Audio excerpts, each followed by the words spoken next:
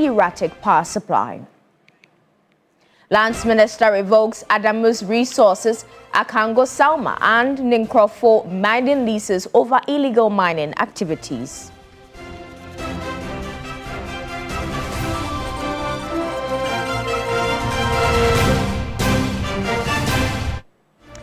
Police arrest suspect after Indian national Deveradas Singh was found stabbed in his car booth in Kumasi.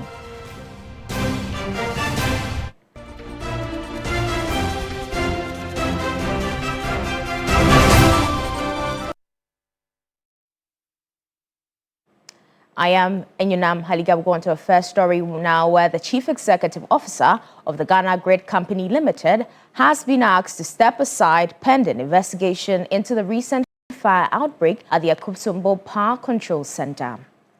The directive issued by the Minister for Energy and Green Transition, John Abdullahi Janapo, is part of efforts to ensure accountability and allow for a thorough and independent probe into the circumstances surrounding the incident.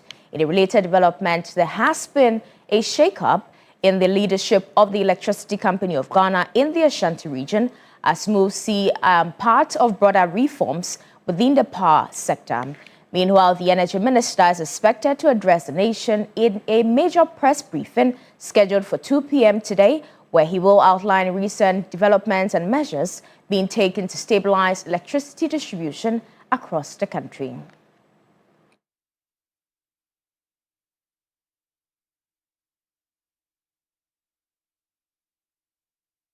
Now, still on the power sector, the Electricity Company of Ghana, as part of its effort to upgrade key transformers within its network to enhance power supply reliability, has commenced work in Tishinungwa.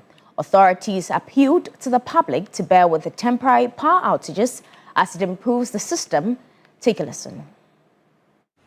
The ongoing exercise at the Tishinungwa substation involves replacing existing transformers with higher capacity units to boost power supply and stabilize voltage within the enclave.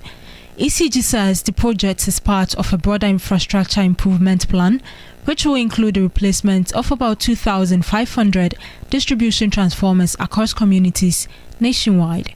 Today we are here at Tishinungwa substation to upgrade two 2026 MVA transformers to two 3039 MVA transformers. The company notes that these upgrades are expected to reduce outages and improve overall service delivery, particularly in high-demand areas. These projects is just to improve supply reliability, improve capacity in the enclave, to reduce power outages, increase voltages for our customers, and that we are expected to complete this work hopefully by Wednesday. We'll be done with the replacements of these two transformers. While acknowledging recent power interruptions linked to infrastructure challenges, including the Akosombo substation fire, ECG says engineers are working to restore stability as the upgrade works continue. A lot of our customers have suffered some level of inconvenience. We sincerely apologize to our customers for this inconvenience they are facing, and we pray and hope that very soon there will be total restoration of power within all our communities. Some customers have underestimated the extent of damage, but for an entire control room and other facilities to go down means that several parts of our operational areas will be affected. Meanwhile, spokesperson and Director of Communication at the Ministry of Energy and Green Transition, Richmond Roxon, said the government is working round the clock to restore power in most parts of the country.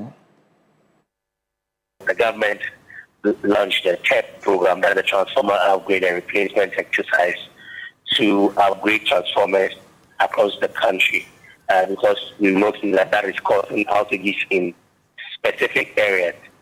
And so that program has been ongoing, and as we speak currently, we are within the Tishinungwa enclave. The announcement was put out, the publication was made and then we provided a timetable to guide residents of that.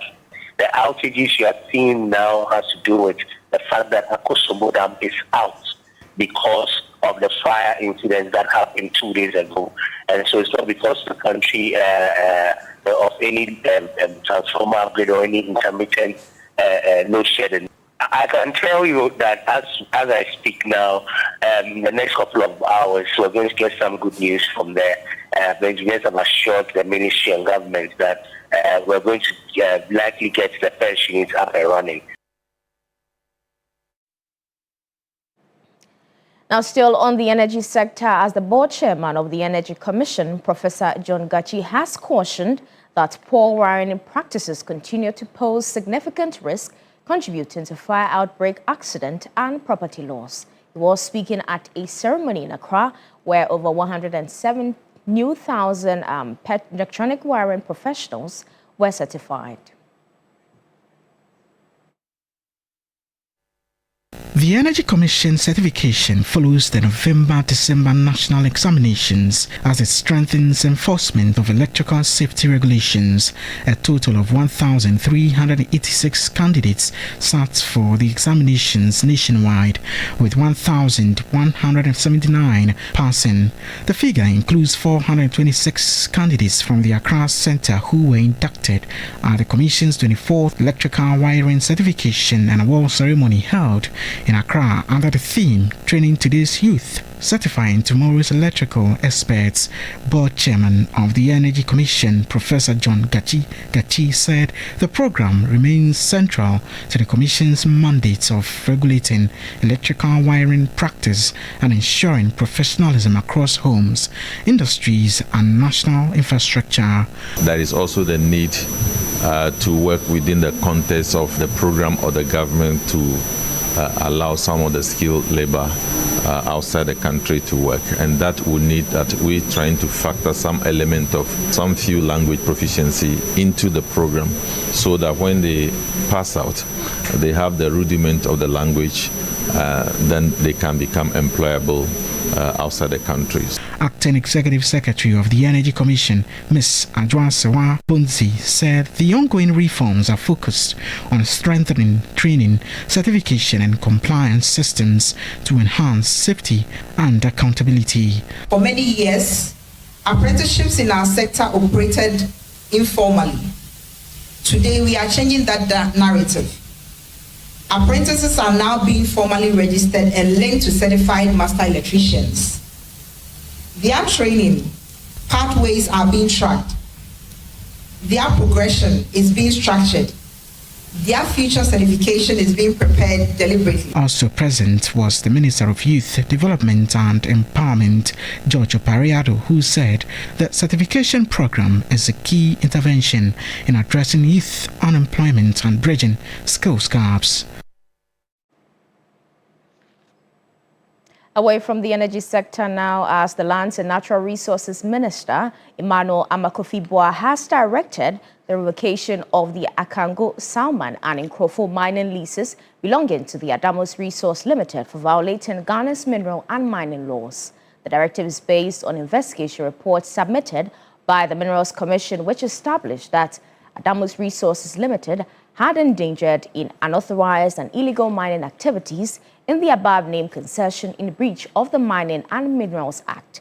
The directive was announced in a statement issued by the Lands and Natural Resources Ministry on Sunday, April 26, 2026. According to the statement, the revocation of the license is without prejudice to any criminal charges that may be preferred against Adamos Resources Limited.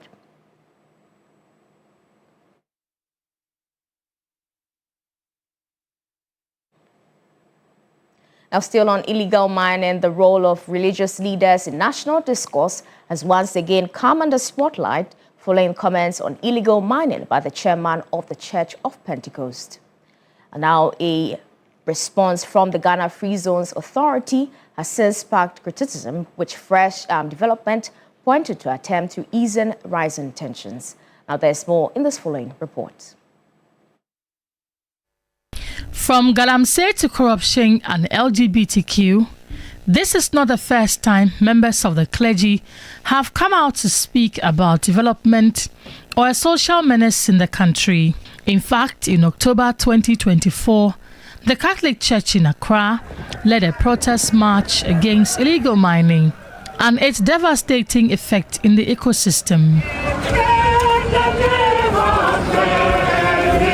But a recent address by the chairman of the Church of Pentecost during the States of the Church address on illegal mining was not well received by the CEO of the Free Zones Authority, Dr. Mary Owusi.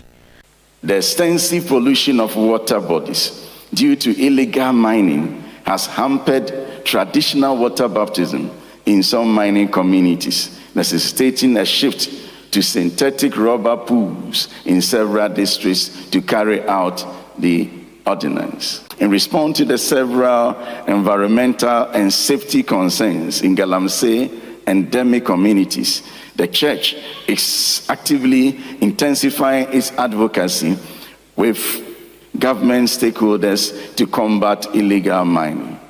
Dr. Usi cautioned the chairman to stay in his lane and focus on spiritual matters, warning that if he ventured into what she described as political commentary, he should be prepared to be treated like a politician.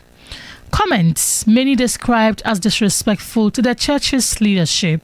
But the Chief of Staff, Julius Deborah, has delivered a teary apology to the chairman of the Church of Pentecost during a birthday visit at the Tresako PIWC in what is now being seen as a powerful gesture of reconciliation. The chairman of our church, myself, Honorable Elder Ofusuampofo, our local government minister, and several others are members of your church. A few days ago, one of our colleagues, Dr. Mary Owusi, slipped a bit against you. It was just a slip. It wasn't intentionally done to malign our church. I believe sincerely that you forgive her and forgive us and accept us as your children. The chairman of the Church of Pentecost, Apostle Eric Nyamiche, accepting the apology from the Chief of Staff, Julius Deborah, described the controversy as one that has, if anything, brought greater attention to the church. As for this lady, she has made me more popular. Yeah, people like that, I don't think about them. Yeah, because she just made our church and myself more popular. If I held anything against her, like standing here to speak for 45 minutes, I would have said something about her. But I think that we all have our opinions on issues. And so let's just forget about this one. So I've forgiven her. And so don't worry. I want your heart to be to rest and enjoy this day. Yeah. A former moderator of the Presbyterian Church of Ghana, Reverend Professor Joseph Obri-Yabuamante, speaking on the matter, insisted that religious leaders would continue to speak out against galamsey regardless of intimidation or partisan pressure. But it's not about party issues at all. If people cannot think beyond party, they should stop opening their mouths. And I'm serious about what I'm talking about. We are not afraid of anybody. No party. We were there before there was party. In his sermon, Reverend Professor Mante made clear that opposition to illegal mining is a moral and national obligation, not a political one. Now to some other stories now, as the police have arrested one person in connection with the gruesome murder of an Indian national in Kumasi, as the victim's body was discovered stuffed in his boot of his own vehicle with multiple stab wounds. The deceased, identified as Devran Singh, had earlier been reported missing, prompting police to commence a search operation to locate him. On Saturday, April 25, 2026, approximately 2 p.m., police received a tip-off that the victim's vehicle had been spotted at the outskirts of the Sabin Ekrofom near Royal Lemsey Hospital in Kumasi. Officers were rushed to the scene and upon inspection found the lifeless body was found in his boot of the vehicle, now bearing multiple stab wounds, prompting to a brutal and premeditated attack.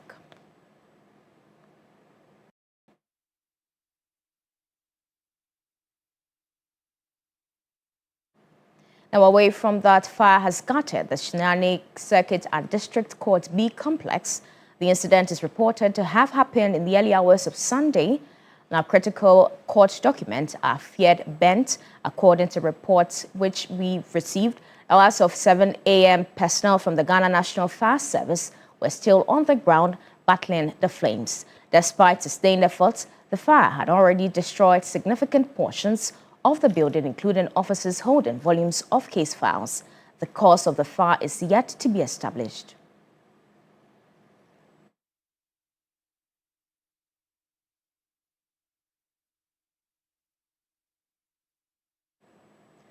Now, Mr. Samuel Basintali Amadou, the Controller General of the Ghana Immigration Service, has called for urgent coordinated action to address the challenges of unsafe migration routes. He said the lack of data for field officers remains a gap. He was speaking at the Second Center for Migration Studies at 20 at the International Conference Center in Accra.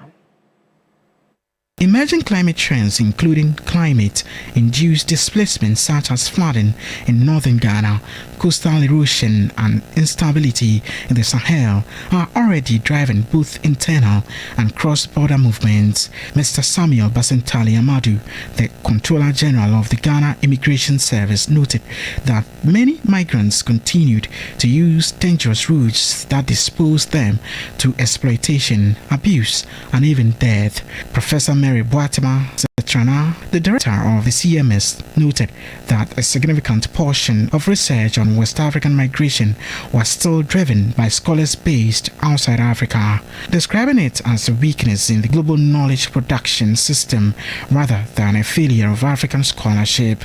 I also want to acknowledge a more uncomfortable truth, that our work has surfaced. More than 2/3 of peer-reviewed research on West African migration is still anchored by scholars based outside Africa, sadly. This is not a failure of African scholarship, no.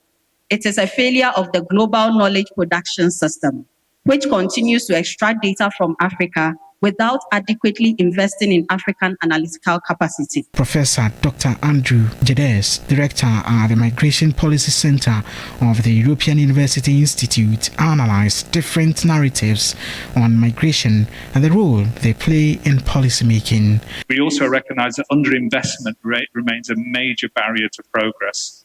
Many institutions in Africa lack the resources, the data infrastructure, and long-term partnerships that can help them to generate and use evidence effectively. And we would see this conference as a space also to imagine and strengthen the ecosystems that can support more robust, sustainable, and also locally grounded knowledge production. The conference was under the theme Bridging the Gap, rethinking engagement between migration research, policies, and practices. That brings us to the end of News Morning here on TV3. I am Enyunam Haliga. For more news, please check our website at 3news.com. I am Enyunam Haliga again. Stay with us. New day continues.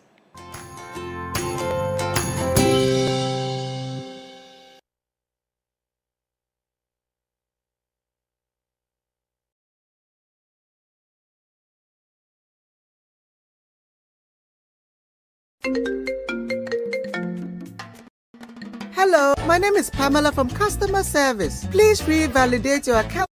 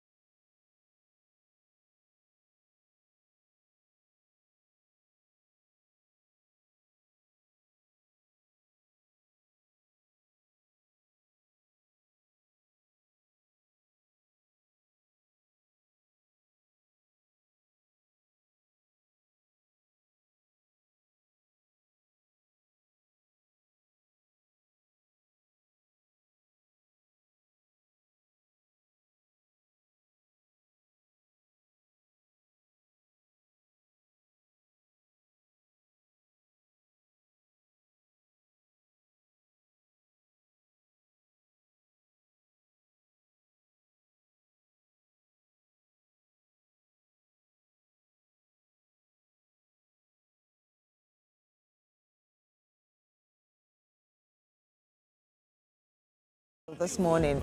And so when we get to the This Morning segment, we'll be asking you really your thoughts about it. Of course, in the course of the program, we'll be speaking to the Energy Ministry, finding out exactly what's going on aside from the systems upgrade that we've been told is currently ongoing across the country with new transformers and all of that, and also the unfortunate incident at the substation of Akosombo, which has led to the loss of some 1,000 megawatts of power across the country. We'll be finding out really why the power outages seem to have intensified, especially, like I said, over the weekend.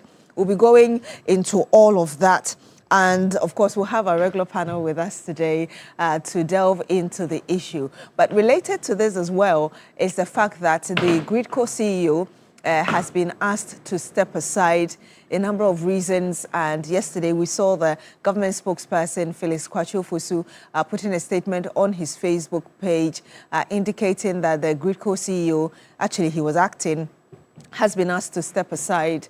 And already we also know that later this afternoon, the Energy Minister, Dr. John Abdullahi Jinapor, will be addressing the nation at the Government Accountability Series to tell us a bit more about what's happening within our energy sector. And perhaps we'll get to know or get some more as regards why the Gridco CEO has been asked to step aside. So yes, it's a whole package for you. Of course, we'll be bringing you the latest in sports as well. We know that Carlos Queiroz is already in. He started working with the team. We'll try and get some update from the sports team regarding what he's doing. With a few days, I believe now it's around 50-something days to the World Cup, and how he's warming up to the team to ensure that we're able to give at least an appreciable performance at the World Cup. But let me tell you, really, in addition to the energy issue and the power outages, we'll also be looking a bit into the illegal mining issue as well, which is why you were watching that song earlier. And we do understand that the Lands Ministry has already revoked the license of some companies because they've been breaching our mining laws and they were involved in illegal mining as well. We'll be delving into that and bring you a lot more detail. But let me remind you of the people we'll be having in terms of our guest for the big issue today. We'll have Kwejo Poku in Safwa, who is an energy expert and member of the MPP communications team, joining us to delve into the issues during the big issue conversation. We'll have our regular panel member, Dr. Medad Tutubuahin, who is a political marketing analyst. He'll be joining us as well. Of course, Andrew Apia-Kubi, Director of Legal for the United Party. He will also be here with us. And Richmond Roxon, who speaks for the Energy Ministry. He will be breaking things down for us, why the situation seems to have worsened, where we currently are as regards the systems upgrade, how long we have to wait for these power outages to continue, and perhaps when they'll be done, at least with the first phase of this upgrade, so we're able to have some stable power for our homes and for our businesses. And so, yes, we'll be bringing you all of that. We also do understand that there's some shakeup happening within the Ashanti region, within the power sector as well. We'll be connecting to our correspondents there to bring us exactly what's happening as regards the shake-up in that part of the country. And you do understand that even before many parts of Ghana started experiencing power outages, the Ashanti region in particular has been experiencing a lot of that. And it got to an extent that we were told by our reporters there that it was affecting water production because they just didn't have, the power on in order for other systems, including that of the Ghana water companies, to also work effectively in producing the water needed for various places, including hospitals. And so we'll be going to the Ashanti region as well to get a lot more as regards what's happening, the shake-up that we are expecting to happen. And of course, in the last few days, we also saw the president go to the northern part of the country as part of his Resetting Ghana Thank You tour. And in the midst of that, he had a conversation with authorities of NEDCO. Of course, that was where he revealed that the country has procured some 2,500 transformers, which would be part of the whole installment and upgrade. And that's when, as well, he assured the country that what's happening is not doom so, as the country experienced some years back, but really it all related to the power upgrade. So we'll be going as well to the northern part of the country, just get some update from our correspondents regarding what's happening there. So it is a 360 thing. You want to stay with us because we've got all the updates for you, what you need to know about the power situation, and also what you need to know about what the government is doing about illegal mining across the country and dealing with it. Once again, my name is Beatrice Edu. Good morning to all our regular watchers, Mr. Simon Yen, Stephen Penn, and all the great people who have stuck with us every morning from 6 up until 10 a.m. when we are here to bring you the latest. Good morning to all of you. A number of you already sending in your messages, but let me remind you as well that today we are cashing out. As always, we are giving you 10,000 Ghana cedis. And it's the beginning of the week. You want to take advantage of the money we are giving. At least you can get the opportunity to get 1,000 out of the 10,000 Ghana cedis we are giving. *439#. You follow the prompt and you pick your favorite platform. It's right here on TV3, which is number 2.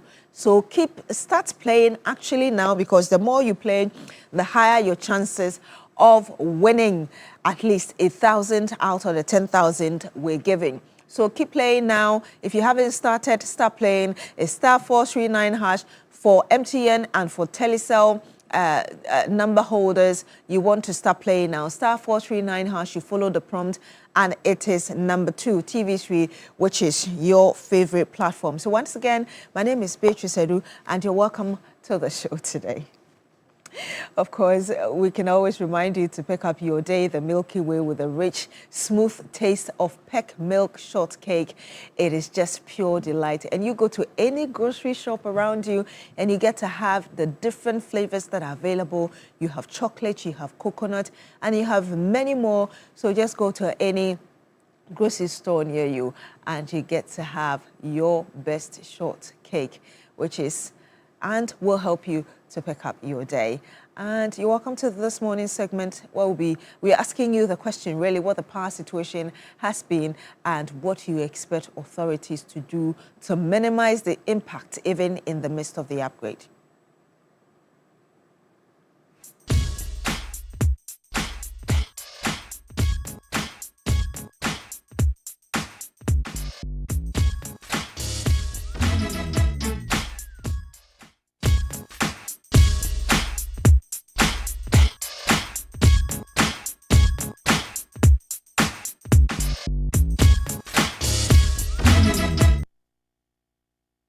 Government launched a TEP program, that is the Transformer Upgrade and Replacement Exercise, to upgrade transformers across the country, because we noticed that is causing outages in specific areas. And so that program has been ongoing, and as we speak currently, we are within the Teshidungwa enclave. The announcement was put out, the publication was made, and then we provided a timetable to guide residents of that. The outages you are seeing now has to do with the fact that Akosobo Dam is out because of the fire incident that happened 2 days ago. And so it's not because the country of any transformer upgrade or any intermittent load shedding. I can tell you that as I speak now, in the next couple of hours, we're going to get some good news from there.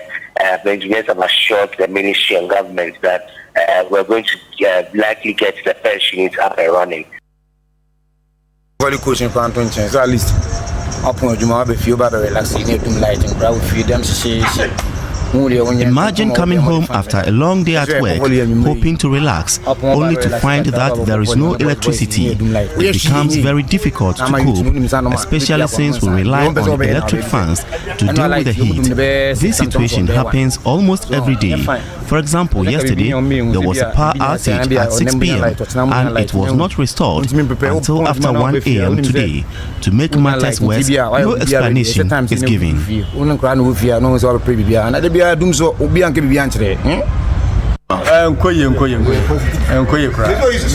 It is unacceptable to be experiencing power outages at this time. It creates a very unpleasant situation because whenever the power goes off, we are forced to sleep outside where we are constantly bitten by mosquitoes.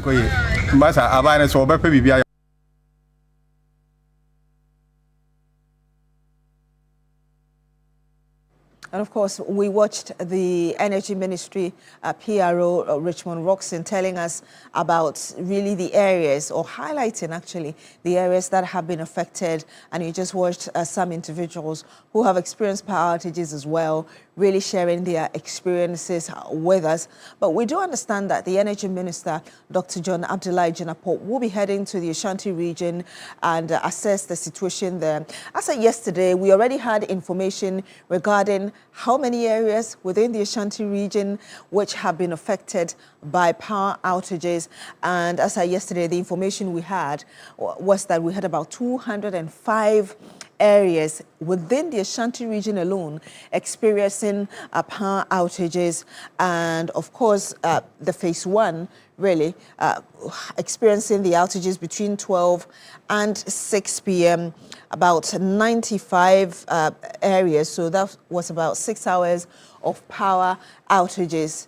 Of course, others also experiencing the outages within 6 p.m. and 12 a.m. And so there was a phase one light out, phase two light out. As you can see, 205 areas affected. The phase one having their lights go off between 12 p.m. and 6 p.m. And the other communities or areas experiencing power outage between 6 p.m. and 10 a.m. Like I did say, a number of areas have already been affected. And so if you're in these or any of these areas, you do know that indeed that's what's been happening. Adeja, part of Ejiso, TUC, also Fanchinebra, in Shayeso, Zoom Line Factory, Alaba, Roman Hill, part of Edum, Kronom, Abuhia, or also KNUSC, Ago, Nyabo, Atonsu, Sepe, Bukrum, Airport Roundabout, and really a number of these areas, as we were told yesterday, Beposo, Nyamieni, Ayediase, Emina, Abuabo, Buedi, also Kenyase, part of Ebrim, Ahinsan, also Jinyase, and a number of areas which have been Atonsu. We also do have Atonsu S-Line, Chichire. So all these areas really, based on the data we were given yesterday, Hilltop, part of Sioyebua, Airport as well, part of Pankrono, Kuma, and a number of areas, all forming part of the 205 areas which have been affected. We have had experts really tell us that the country, one of the challenges we have is because we do not have enough power margin, as it were, which is supposed to be around 20%. But because we do not have that, the country gets to experience a hard time when there is a fault within any of the chains that help us to get power across the country. And so, yes, this is what we've seen. Later in the conversation on the program, we'll be getting the Energy Ministry, like I did tell you, to give us a lot more information as regards really what's happening and within which time frame we should expect this to at least normalize or the impact be minimized so people are able to enjoy stable power once again. But a number of you already sending in your messages even before we open the phone lines. From Fakaki Wa says, good morning to you, Beatrice, and Alhaji Al-Hassan The Lion says that the suspension of the Ghana Great Company CEO and officials of Electricity Company of Ghana in Ashanti region is long overdue. It says for too long, concerns raised by grassroots voices were ignored, as so ordinary Ghanaians did not understand governance. But yesterday's action proves that those concerns were valid all along. Allowing a former national organizer of the New Patriotic Party to occupy such a critical national institution raises serious questions about merit, neutrality, and the protection of public interest. State institutions must be managed with competence and integrity, not partisan loyalty. Ghana deserves better. So that's coming from Fakaki Wa. Thank you very much for sending in your message. Of course, we do have as well Mr. Simon Yen, who says, good morning, Beatrice. The government has been working tirelessly to keep the lights on. We cannot therefore afford either poor supervision or any form of sabotage. Looking on for a whole control room to be destroyed by fire means a lot. The firing of the Gridco CEO is in place. Many more ineffective heads should roll. And that's coming from Mr. Simon Yen in Wa. Now, I'll read a lot more of your messages, but we do have our first caller on the line. Good morning to you. Thank you so much for joining us. Please tell us your name, where you're calling us from. Hello? Hello? Okay. We seem to have a problem with the line there, but please, the numbers are displayed on your screen. Of course, the phone lines activated.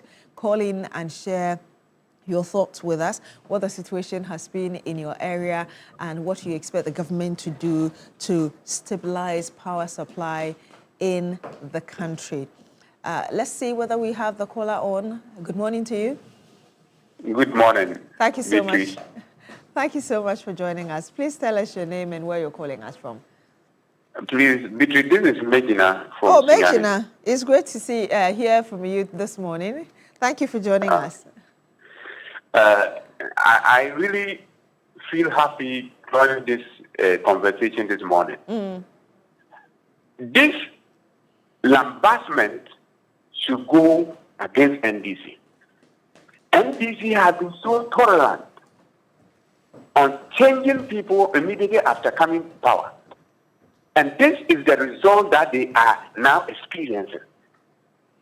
When the party folks were talking about the party being lenient on these things, they thought they were doing, we were people who were so bad against opponents. Even if you go to America, when Trump took over in government, look at the changes that he made. That is even America, not Africa.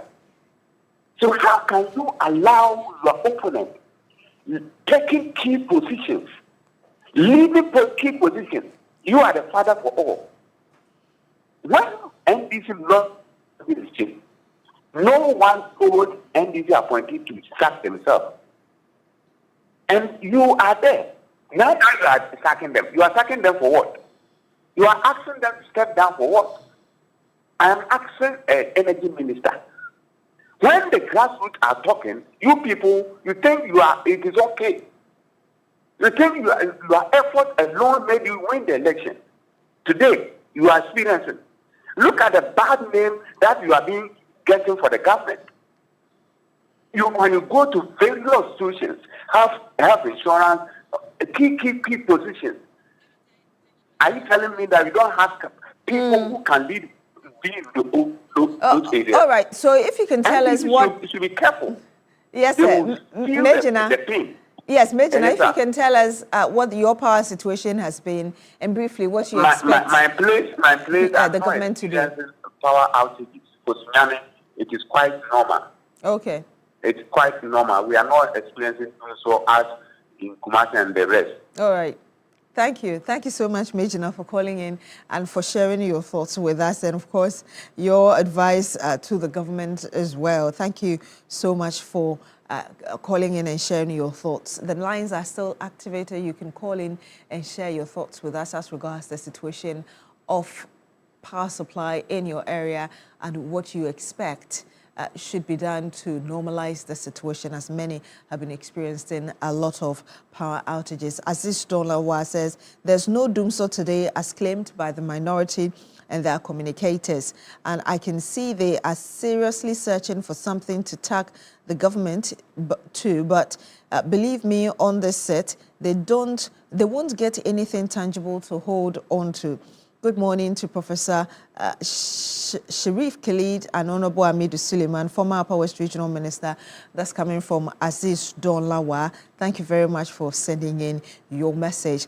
This is coming from Master Planner Junior Kintampo, policy analyst. He says the current doomsday is everywhere. We've heard the president say that it's not doomsday, it's power upgrade. And then he continues to say that, is it not the same energy minister on the 7th of January 2025, after the swearing in of President Mahama, who said that Ghana had only 5 hours of fuel stock to power our generators, so therefore we should expect doom. So today you're reshuffling ECG leadership and sacking CEO. The minister himself is the one who needs to be reshuffled. Okay, so that's coming from Master Planner Junior, policy analyst Kintampo. We do have Nana on the line with us. Good morning to you, Nana. Thank you so much for joining us. Please tell us where you're calling us from and what you have on your mind. Good morning, my name is Amanado. I'm calling from Afienya. Afienya, yes, sir. Thank you so much for joining us. Please share your thoughts with us. All right. The power system has become unbearable these days. As I speak to you, we just got the light about some few minutes ago. Please, we are asking the government to do something. And as the earlier fellow said, there are equal people who can manage this system better. It is not worth putting your opponent at the key point. Please. Thank you. Thank you very much. Nana calling us from Afienya, saying that the power situation is unbearable in his area. He had light just some few minutes ago. Nana didn't tell us since when the light had been off until you got it back this morning, like you said a few minutes ago. But yes, thank you for calling in. The numbers are still active. Call in and share your thoughts with us. And what do you expect the government to do? I did tell you earlier that the energy minister will be taking his seat, as it were, at the government accountability series later this afternoon. And hopefully he'll be able to give us a bit more update as regards where we've reached with the phase 1 of the upgrade of the systems and how long we should expect. Somewhere we were told earlier that the first phase should last about 3 months. But so far, with what has been done, how long more do Ghanaians have to wait before they get stable power?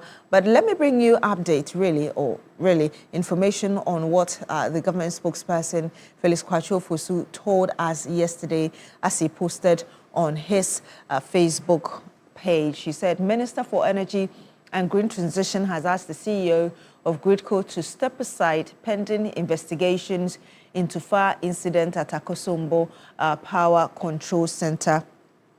Also, there has been a major shakeup in the leadership of the ECG in the Ashanti region. At 2 p.m. tomorrow, which is today, the Minister for Energy and Green Transition, Honorable John Jenapo, will hold a major briefing on recent development in electricity distribution. And I did tell you that the fire incident that the Mr. Felix Kwachu talked about is that power outage that happened on last Thursday, at the Gridco the substation in Akosombo, where we've been told by the Energy Ministry that the country has lost about 1,000 megawatts of power, which perhaps has contributed to what we are experiencing now. We do have another caller on the line. Good morning to you. Thank you so much for joining us. Please tell us your name, where you're calling us from. My name is Haruna, calling from Tamale. Haruna. Arimiao, calling from Tamale in the northern region. Thank you so much for joining us. Please share your situation with us. My sister, my contribution is that those power stations, you wouldn't be able to understand if it is those that are there that are ineffective or they are machineries. Because looking at things, they will tell you it's not doing so. You all voted for one particular president, which is John Dramani Mahama. He promised us that these power problems will be stopped. We know there will be certain things that will happen that will let the power break, but not being maybe fueling our machines or that. But any time there is going to be a problem, we have people who are also responsible to inform the citizenry that this is what is going to happen. And for that matter, beware that this and that will happen. Citizens will not be worried. Where are those institutions? Do they work hand in hand with them? I don't know if you are getting it, because we have somebody you tell the citizen or the spokesperson is there. Or this power station, this area, this will be done, or this region, this will be done. You don't do that. You will be there, your power will go off. I say you don't pay for it. And look, when it comes to other with the Masifa, they brought certain meters. Why can't we complain about a meter? I will buy power, 100 Ghana cedis, inside my meter. I don't know how many weeks it's supposed to last. There's no any education. But when you tell somebody doing illegal or connecting to power that person will be paid, you will come after that person. How much am I supposed to be charged per unit? How many weeks will I get if I'm consuming this and that thing? How many weeks will it take me? There's no formal education for that. You just go and buy 200 Ghana. Wait, so 3 days, what is saying? You go and buy a game. It doesn't make sense. We are human. Look, if we were educated these days, we just don't see that are not educated. We all make sure that we follow things. We want value for money. So this power outages, what is the cause of it? When is it coming back? And how will it occur again? The sustainability of the power is also important. Let's not do and become like other African countries. But President Mateta, the energy minister, must put his shoes well and then be on his power station manager. Thank you. Thank you very much, Arimi. You're calling us from Tamale in the northern region. Thank you so much for calling in and for sharing those thoughts with us as well. I was telling you, I was reading just a while ago the statement put out on social media by the government spokesperson, Felix Kwachofosu, regarding the sacking of the Gridco CEO. But let me read a message that came also from Gridco itself regarding the power outage due to the fire outbreak at Gridco's Akosombo substation.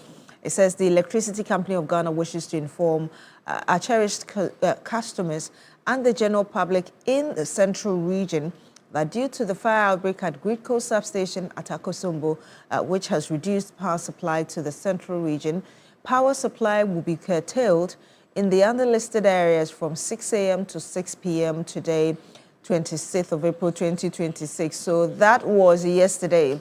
Yesterday was the 26th, which was Sunday. And so if you experience power outage, particularly in the central region, this is the statement that came in from the Electricity Company of Ghana, that because of the fire situation at the Akosombo substation, this fire incident happened on Thursday, like I did say. As a result of that fire, we have been told that the country has lost about 1,000 megawatts of power, which is the reason a number of areas have had intensified power outages. And this is the statement coming from the ECG to particularly those in the central region, that if you experience power outage between the time they have listed on this statement, it is due to the fire incident that happened on Thursday at the Gridco station in Akosombo. And of course, they list the areas, Akosua Village, Teacher Block Factory, Nije Chrome, and all the other surrounding areas. So if you're in the central region and you had light out, in whichever area you're within, the ECG has explained why you had that situation because of the Gridco fire, and said affected customers should please note that immediately the voltage profile improves, power supply will be restored. And of course, ECG regretting the inconvenience caused to the affected customers. And of course, this is related to the statement we had earlier from Felix Kwachofosu, which I read to you, that the Gridco CEO had been relieved of his post or asked to step aside because of the fire outbreak at Akosombo, a substation for Gridco, which happened on Thursday. The reason we've had a number of power outages and investigations are going on, and so the CEO has been asked to step aside. Still related to what you're experiencing in your community. We do have a caller from Kumasi in the Ashanti region. Good morning to you. Thank you so much for joining us. Please tell us your name. Which part of Kumasi are you calling us from? What's your situation? Yeah, I'm Alex calling from Kumasi. Welcome to the Kidz. I'm sorry, I missed that. Alex from Kumasi, Ebuakwa. Alan from Kumasi, yes, sir. Please go ahead. What's your situation? How is it like with the CG? Our situation is just unbearable. Like, we cannot take it. It's just unbearable. So the whole of yesterday, our power was off from morning to evening. It came in about 6:30 thereabout, and it went off again for some few minutes. It went off again, and we almost left with lights out the whole of last night. And so we don't know what is going on. We are just appealing to the government, Mr. President. He must try as much as possible to channel most of his resources to solve this doom so issue, especially when we know him to be expert in doom so in Kidz, because his first time it was worse, and now that is exactly what we experience. In fact, our businesses are collapsing. I am not lying. I am telling you the truth, the practical truth, because we don't even know what we are going to do this month. We don't know whether we are going to get light to work. You see, I operate printing press, and without light, I can't do anything in my shop. And so we are appealing to the government. He should do something about this situation. So before you go, does it mean that you still have your lights out? Your lights are not back yet? Okay, so at Ebuakwa now we have light in the morning, but where my business is, that is in a Kropon, we don't have light. It means that today you can't work, although you have light at home. Where your business is, you can't work because there's still light out. Yes. All right. Thank you very much. And sorry about that. We do have another caller on the line with us. Good morning. Thank you so much for joining us. Please tell us your name. Yes, where you're calling us from. Yes, good morning. My name is Elvis Grandpa from Asaliboche. Elvis from where? Asaliboche. Asaliboche. All right, that's in Accra. Please tell us your situation. Yeah. Our area, the very day that the incident happened, that we had a little problem, I think about 6-7 hours. And there was a shower of within 2 years, so we didn't have too much heat. But in respect of this letter that the minister have issued in respect of asking the CEO to go, I didn't see any sense in it at all. And I'll explain to you. When we, those who have worked for the party for 28 to 30 years, at the grassroots, at the branch, holding all manner of positions, telling them that you don't hand over a gun to your enemy to hide for you. They think we are joking. Go to airport. NPP woman is leading there. If you go to water region transport system, is the NPP woman. Even contested as a soldier mine before. So women organizer, our people are out at home crying. You are still holding the people. We are telling you that don't do that. Don't do. Now that you are attacking them, after they have damaged you, they have now given you another name. People have already composed songs. To be the MPP people, they are going to shout their teeth on this song for you. It's not that you are attacking people. The people should be arrested. All those who are on duty that day should not be sacked. Should be arrested immediately. The fire officer, the woman who spoke on your station, said that their vehicle was out of order 3 weeks ago. Compare it. We didn't go to school. You go to school. But which we have common sense. At the point that the fire service, the attender is out of road, is the time that the fire will come there. They have to wait for Somania to come. Is that the reason why the whole thing has gone down? Where is the common sense here in this letter? They should be arrested and investigated immediately. They should seize their phone and see who and who they have been communicating with 3 weeks ago when the vehicle got broken down. We have things. If we don't go to school to have wisdom, we can apply it. I've done. All right. Thank you very much for calling. Elvis calling us from Ashali-Botwe in the Greater Accra region. We do have another caller on the line. Good morning from Techiman. Thank you so much for joining us from Techiman. Please tell us your name. My name is Humbin Samson. I beg your pardon? My name is Humbin Samson, calling from Techiman. Yes, sir. Please tell us what the situation is like. I hope you have light. Yes, in Techiman we have light. I just want to say good morning to Honorable Joseph Kumajakala, the MP for Kintampo North, and then the hard-working energy minister, Honorable John Ginapo. In fact, the current government is doing well compared to previous government, so we encourage them to do better. And it's the right direction they took to make sure that all people of Ghana will have light. So I always say kudos to them. What they did for making the TV to step aside for investigation to be conducted, that is a good direction. That shows that the government is ready to serve the people of Ghana. So I say kudos to them, and then good work for so far for the President Mama and then Thank you very much. Thank you very much. You have light this morning, but how has it been like in the past few days before you go? Come again? How has the light situation been like for you in your area, Techiman? Although you have light this morning, how has it been for you generally? Full light, electricity, 24 hours electricity. There's no disruption in Techiman. There's no power outage in Techiman. Okay. Seeing that is Excellency John Draman Mana took over. All right. So we have stable electricity in Techiman. Okay, thank you very much for calling in and letting us know the situation in Techiman, that you have light, you don't have any problems at all. Like I did say, a number of you have already sent us your messages. This is, okay, you didn't add your name, but you say, good morning, Beatrice. Okay, all right. I'm sorry, there's no message related to what we are talking about this morning. Kwamena Acidity Ahafo Achensia says, good morning, Beatrice. The government is taking all necessary steps to address the power crisis, which is having a significant impact on this country. Ghanaians must exercise patience. Special greetings to Wusung Nkrumah Abebio, incoming Ahafo Regional Chairman for NDC. Kwamena Acidity Ahafo Achensia. Thank you very much for sending in this message. We do have another call on the line. Good morning. Thank you so much for joining us on the program. Please tell us your name, where you're calling us from. Good morning, Beatrice. Good morning. Beatrice, how are you? Oh, Alhaji, I'm doing very well, thank you. How are you yourself? I'm also doing good. How is Cookie? Cookie is doing very well.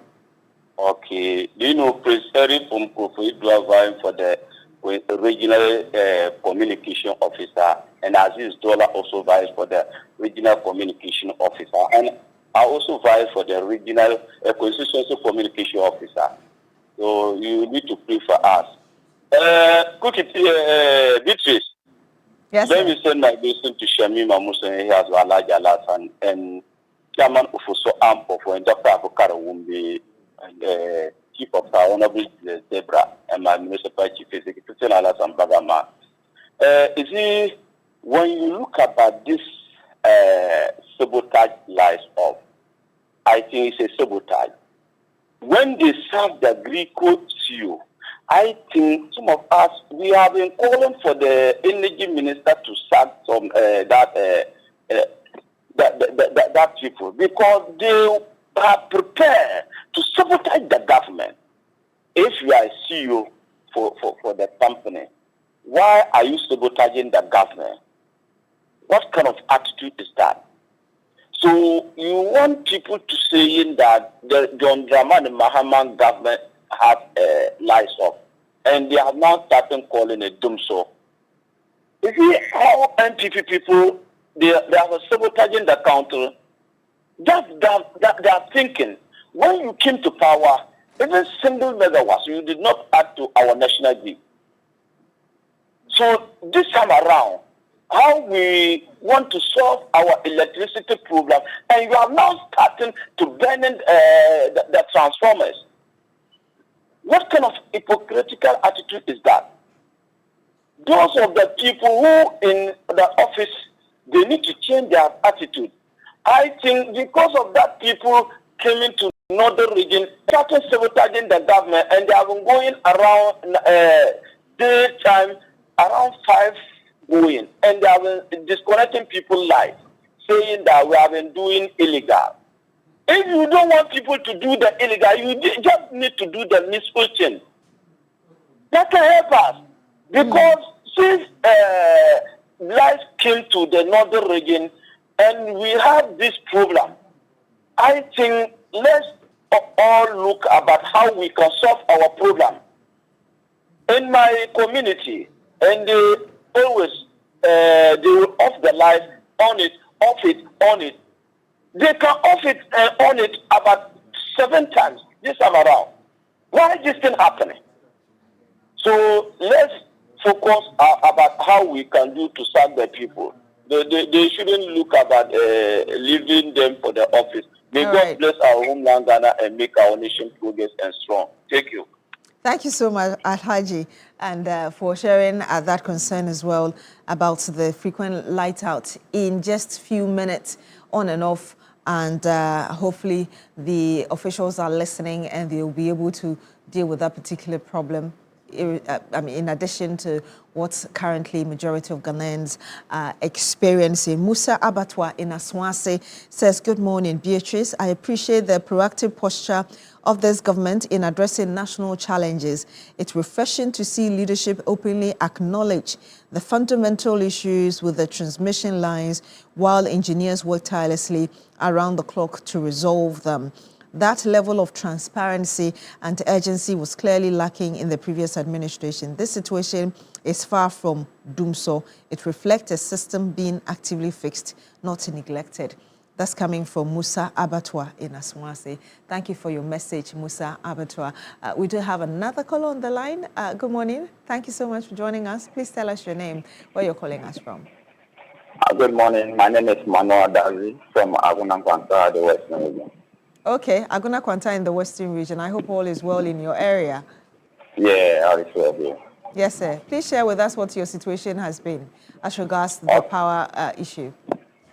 Okay, we have light now, but in the past days, they were taking the light around 6 p.m. and they were bringing it out around 5 a.m. every day. But from yesterday to today, there's no light out.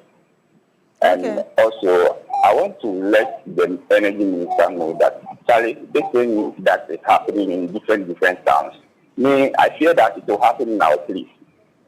So in as much as I have light, we have to do the things well so that it won't get here. Because a lot of people here are running close to stuff and there. So if the lighthouse happens here regularly, it will cause a lot of things here. Since I don't care. Since it does not happen here, doesn't mean it won't come here.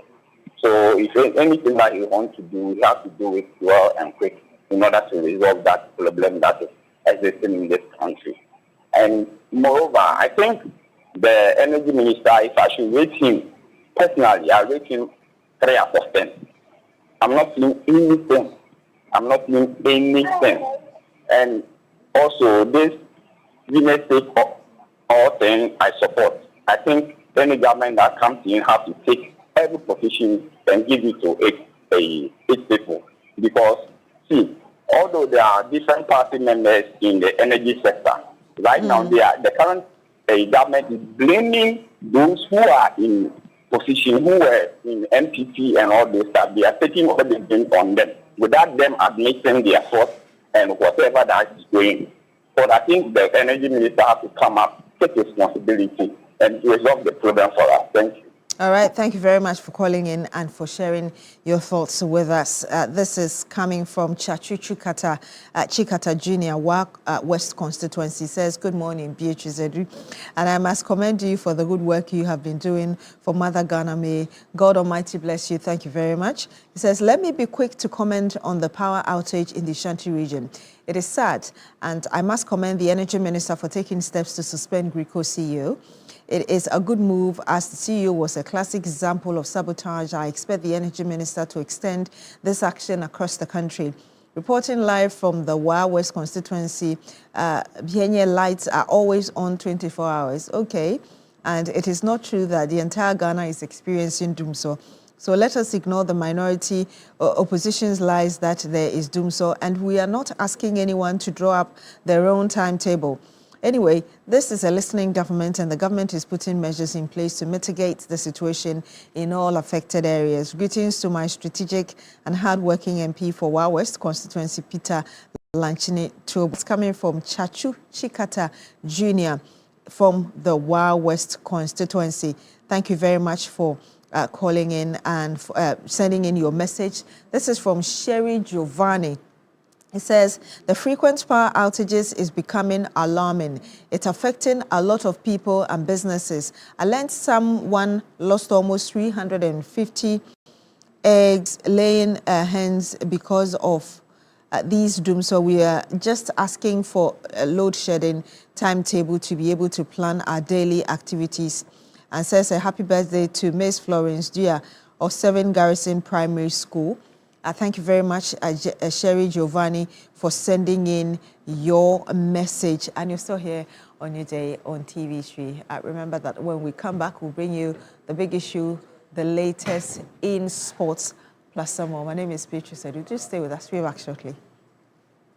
In Jesus' name.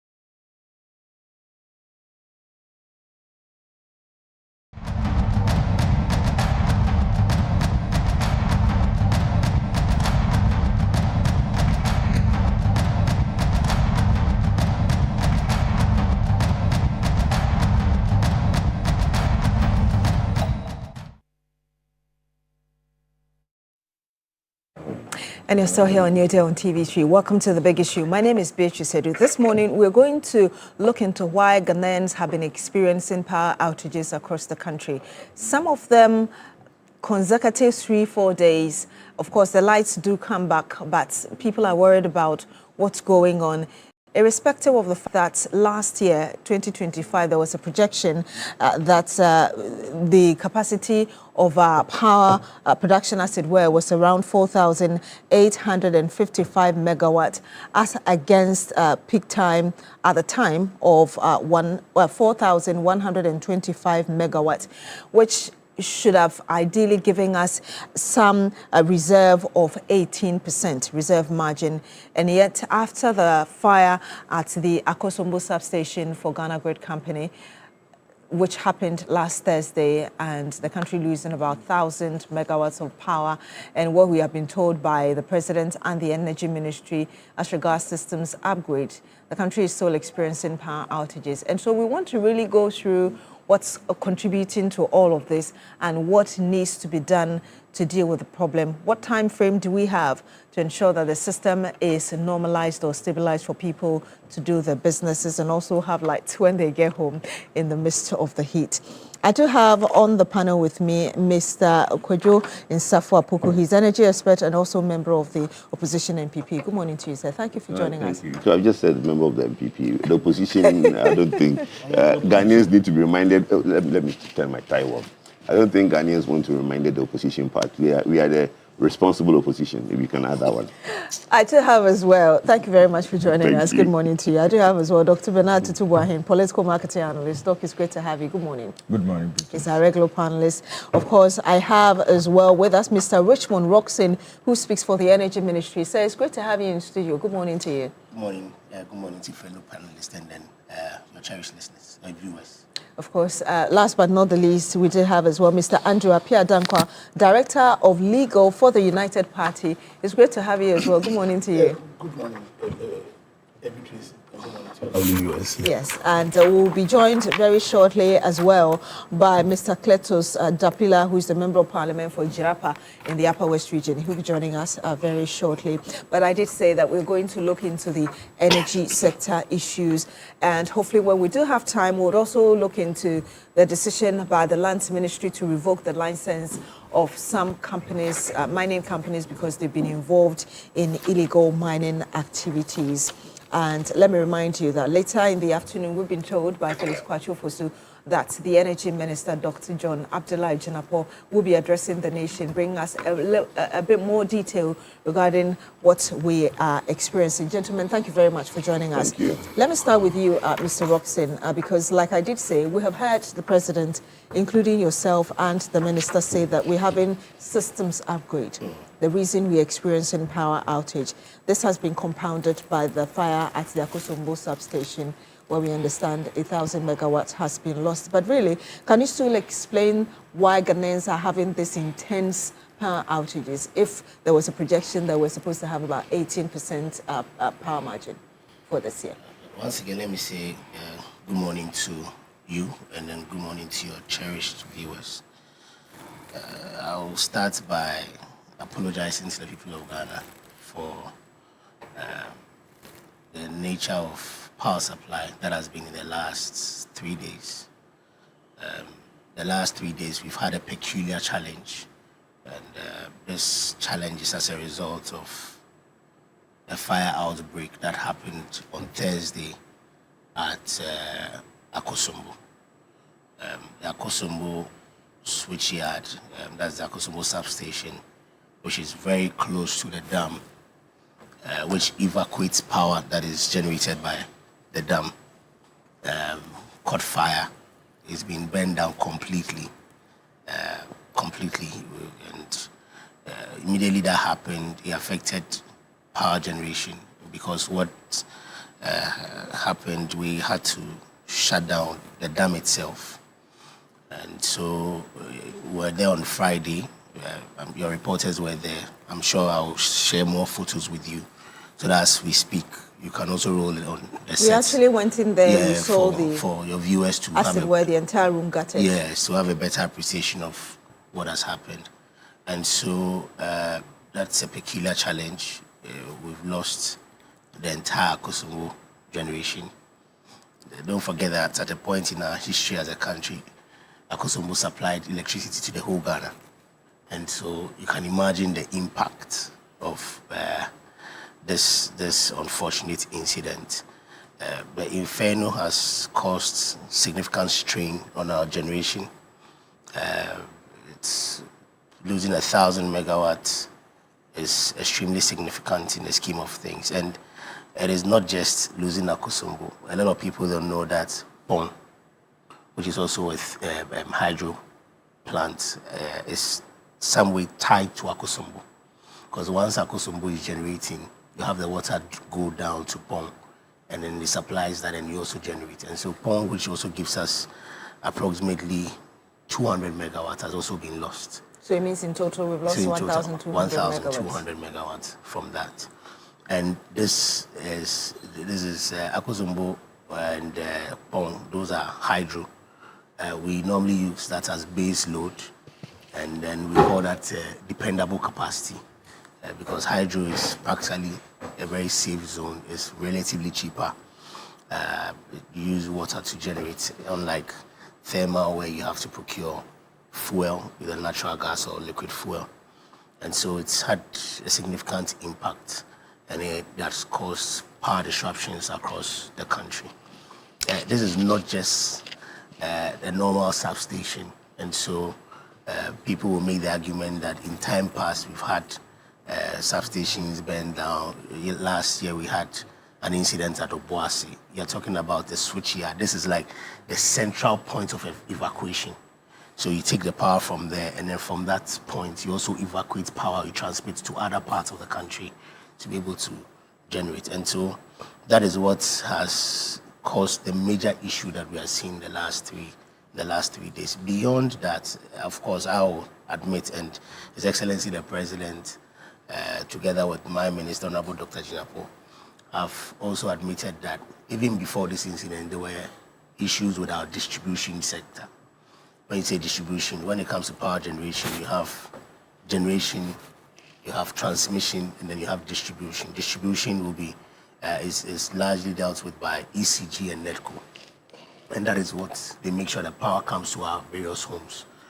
The distribution system has been weak for some time. In fact, the needed investments that you would want there, we haven't seen those investments. In fact, under the previous administration, the immediate or the current ECG MD successor or predecessor, that's Dubik Mahama, in a number of interviews mentioned that from 2017 to about 2022, there was no investment. And these are public information that you can easily cross-check. And so if you had your generation, your demand go up, and then you don't have the requisite investment in the distribution side, you can generate the power, you can transmit the power, but when it comes to getting it to your homes and offices, you are going to have problems. Yes, and I know that because of weak lines and all of that, we tend to lose some of the power that has already been produced. Yes, I'll come to even the effects on technical and commercial losses. But even to get it to our homes, because, for example, you need a transformer with the requisite capacity to be able to take the power to our various homes. If the transformer is weak, or the transformer is obsolete, or the transformer is overloaded, the transformer will either go off or there will be trips, and then these will bring about outages. The analysis done in 2024 under the previous administration showed that ECG needed at least 1,000 transformers. This was 2024. And one of the cries of the former MD, as I mentioned, was the fact that the investment needed was not available. In 2025, as a government, we assisted ECG to do about 300 transformers. This year, because of the nature of the problem, government has decided to support ECG to inject over 3,000, ECG and NETCO, to inject over 3,000 transformers. In the northern part, that's from the middle belt going to the north, NETCO requested for 423. We provided 500 last week. His Excellency the President inspected the transformers. And so under the government's TEP program, which is the Transformer Upgrade and Replacement Program, we are doing that. Last week in Tamale alone, under NEPCO, we did about 30 transformers. So far this month, from the figures we get from ECG, the power transformers, they've done Adenta, they've done Lashibi. For the Lashibi situation, the transformer was installed 23 years ago. 23 years ago, what was the demand in Lashibi, what was the population? And so you need an overhaul when it comes to the distribution side. And I'll let you go. That is where the government is investing. And so the issues have been two. Largely, the power has been stable. For 12 months, we haven't had any load shedding. We took over when we had load shed over 700, but we recognize that there are pockets of outages in certain areas. So I will let you go into what you're doing, but really, the Akosombo fire, and of course the Pumbits that you're talking about, making it a total of 1,200 megawatts of power that we've lost. Is it not indicative of how perhaps we didn't even look at the fact that we lacked, as it were, adequate grid reserve? What was done about it up until this challenge came? It didn't have to take the far for us to know that indeed these are the problems. Something could have been done before this. In fact, it's something that my minister has been advocating. If you go back and you watch his vetting, he mentioned that, and his government has been working over the period led by the minister himself. And so if you look at this year's budget, in the budget, government indicated that it intends to construct 1,200 megawatts of power. Beyond that, government has given approval to do a 200 megawatts battery-backed solar system to be able to do that. There's approval also to bring in 380 megawatts of power. And so government recognizes the generational issues. Years ago, we had reached a point, that's under JM1, where we wanted to get to the point where at least we will have minimum 20% of reserve margin at all times. The previous administration had a different view. You remember the conversations on excess capacity. We meant a lot of the power purchase agreements that had been signed had to be put on hold, or some of them abrogated to be able to deal with that. And so every year, averagely, we're supposed to do about minimum 10% of our dependable capacity. We weren't doing that. And so the excess capacity that we had years ago has been depleted. And that's why today, if we look at what our peak demand is, we don't have any reserves. So the import of the question was, knowing that we had this problem, if it had been dealt with, the fire at Akosombo and the rippling effect on Pon wouldn't have had the impact you experienced. Exactly what I mentioned, that is what government is dealing with. You came into administration last year, you had to take a review of what you have. You had to go through the number of plants that had been shut down. You had to go through maintenance system, look at the ones you can bring on board, look at the ones that you can move from single cycle to combined cycle, and then eventually take the decisions. And that's why now the government has a number of projects that cumulatively will bring about 2,000 megawatts of generation capacity. So it's great that you've listed all the challenges that the government knew before coming into power, and you've even talked about them even a year after you've been given power. So why then has the GRIDCO CEO been sacked? Oh, I'm not sure that's...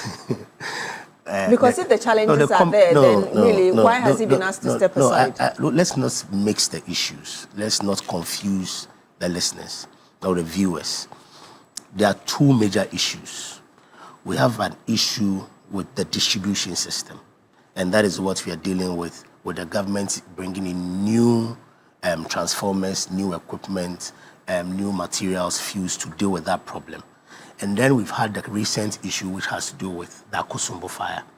The Akosombo fire is a peculiar challenge that we experienced 3 days ago. Of course, there has to be investigations to be able to unravel. It is only normal that when you are conducting investigations and you have someone as high as the CEO, you ask the CEO to step aside. Because, of course, you are going to lower officers for information. and you don't want anybody to be able to influence the process. He hasn't been sacked. He was asked to step aside for a deputy to act whilst the investigations go on. Investigations will take only 2 weeks. After the investigations, we will see, of course, whether or not anyone was culpable. We'll know whether it was an act of God, or we'll know whether people were negligent too. But it's normal when it comes to investigations that you have top hierarchy step aside for the investigations to go on. So it's not that he's been sacked. That's not what the communication was.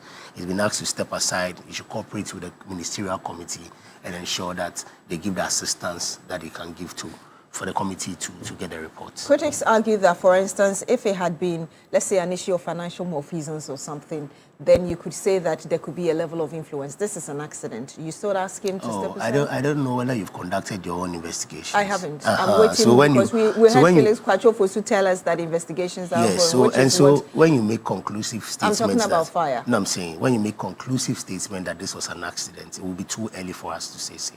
That's why we said that let's just allow the committee. The committee is a very experienced committee, 7-member committee. It's chaired by Engineer William Amona, he's former CEO of Gridco. You have national security there, you have fire service there, you have civil society, you have representatives there, you have very experienced people on it. Let's wait for the committee's report, and then we'll be able to tell whether or not it was an accident, whether someone was negligent, whether the SOPs were followed, or whether there are questions to be answered. In the moment, the 2 weeks that he's been asked to step aside as investigations are going on, is he likely to lose any benefits that he would have if he hadn't stepped aside? Oh, I don't want to go into those details. He's been asked to step aside for 2 weeks. He's been asked to step aside while the investigations are done, and so let's give the committee 2 weeks and then we'll take it from there. At the end of the day, Ghanaians would want to know how soon the power situation will stabilize. We heard the Energy Minister, Dr. John Abdullahi Janapo, say that the first phase of this upgrade of the systems should take about 3 months. Are you able to give us an idea how far you've gone into it? How many days perhaps remain for the power situation to stabilize? Okay, so when you talk about stability, like I mentioned earlier, there are 2 distinct issues now. So the immediate one has to do with Akosombo, which will be the restoration process. The engineers have been working around the clock since Thursday. We have been there twice. The minister has been there. Even last night, he went there quietly to check what's going on. And so the engineers are working. Fortunately, as at this morning, they've been able to restore 1 unit out of the 6 units, which is a significant progress. Because if you don't have your switch yard or you don't have a substation and you need to bypass it, that's a very serious technology to do, but they've done so well and we commend them as government. Once they've been able to bring the first one, it will just take a couple of days to bring they've assured us that within this week they'll be able to restore that. So they'll bring the remaining 5. So that will be restoring Akosombo, which will help us to get the 1,200 that we've lost together with Bong.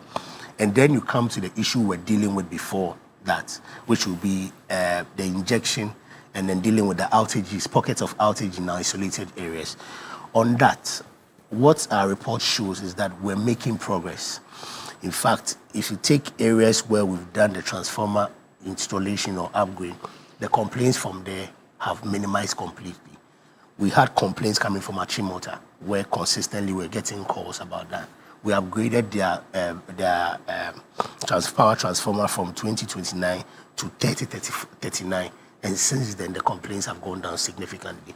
That area, part of Tantra Hill, part of Tesano, and then North Kanishi areas will confirm that they've improved. We've done Lashibi, we've done Maejo.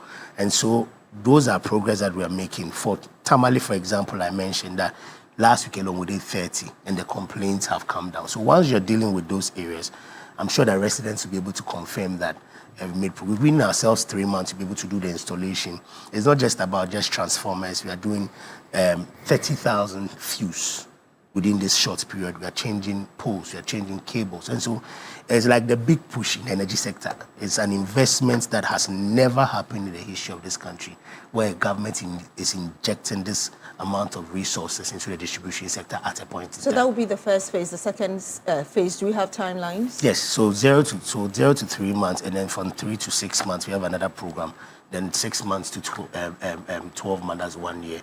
And so the programs are in different phases. This is the emergency one, we'll get to a point where we'll have to deal with construction of bulk supply points, for example, in Kumasi. Kumasi's demand has also gone up significantly, and so we have to inject new generation there as well at a point. That's mid to long term. We have to do a new bulk supply point.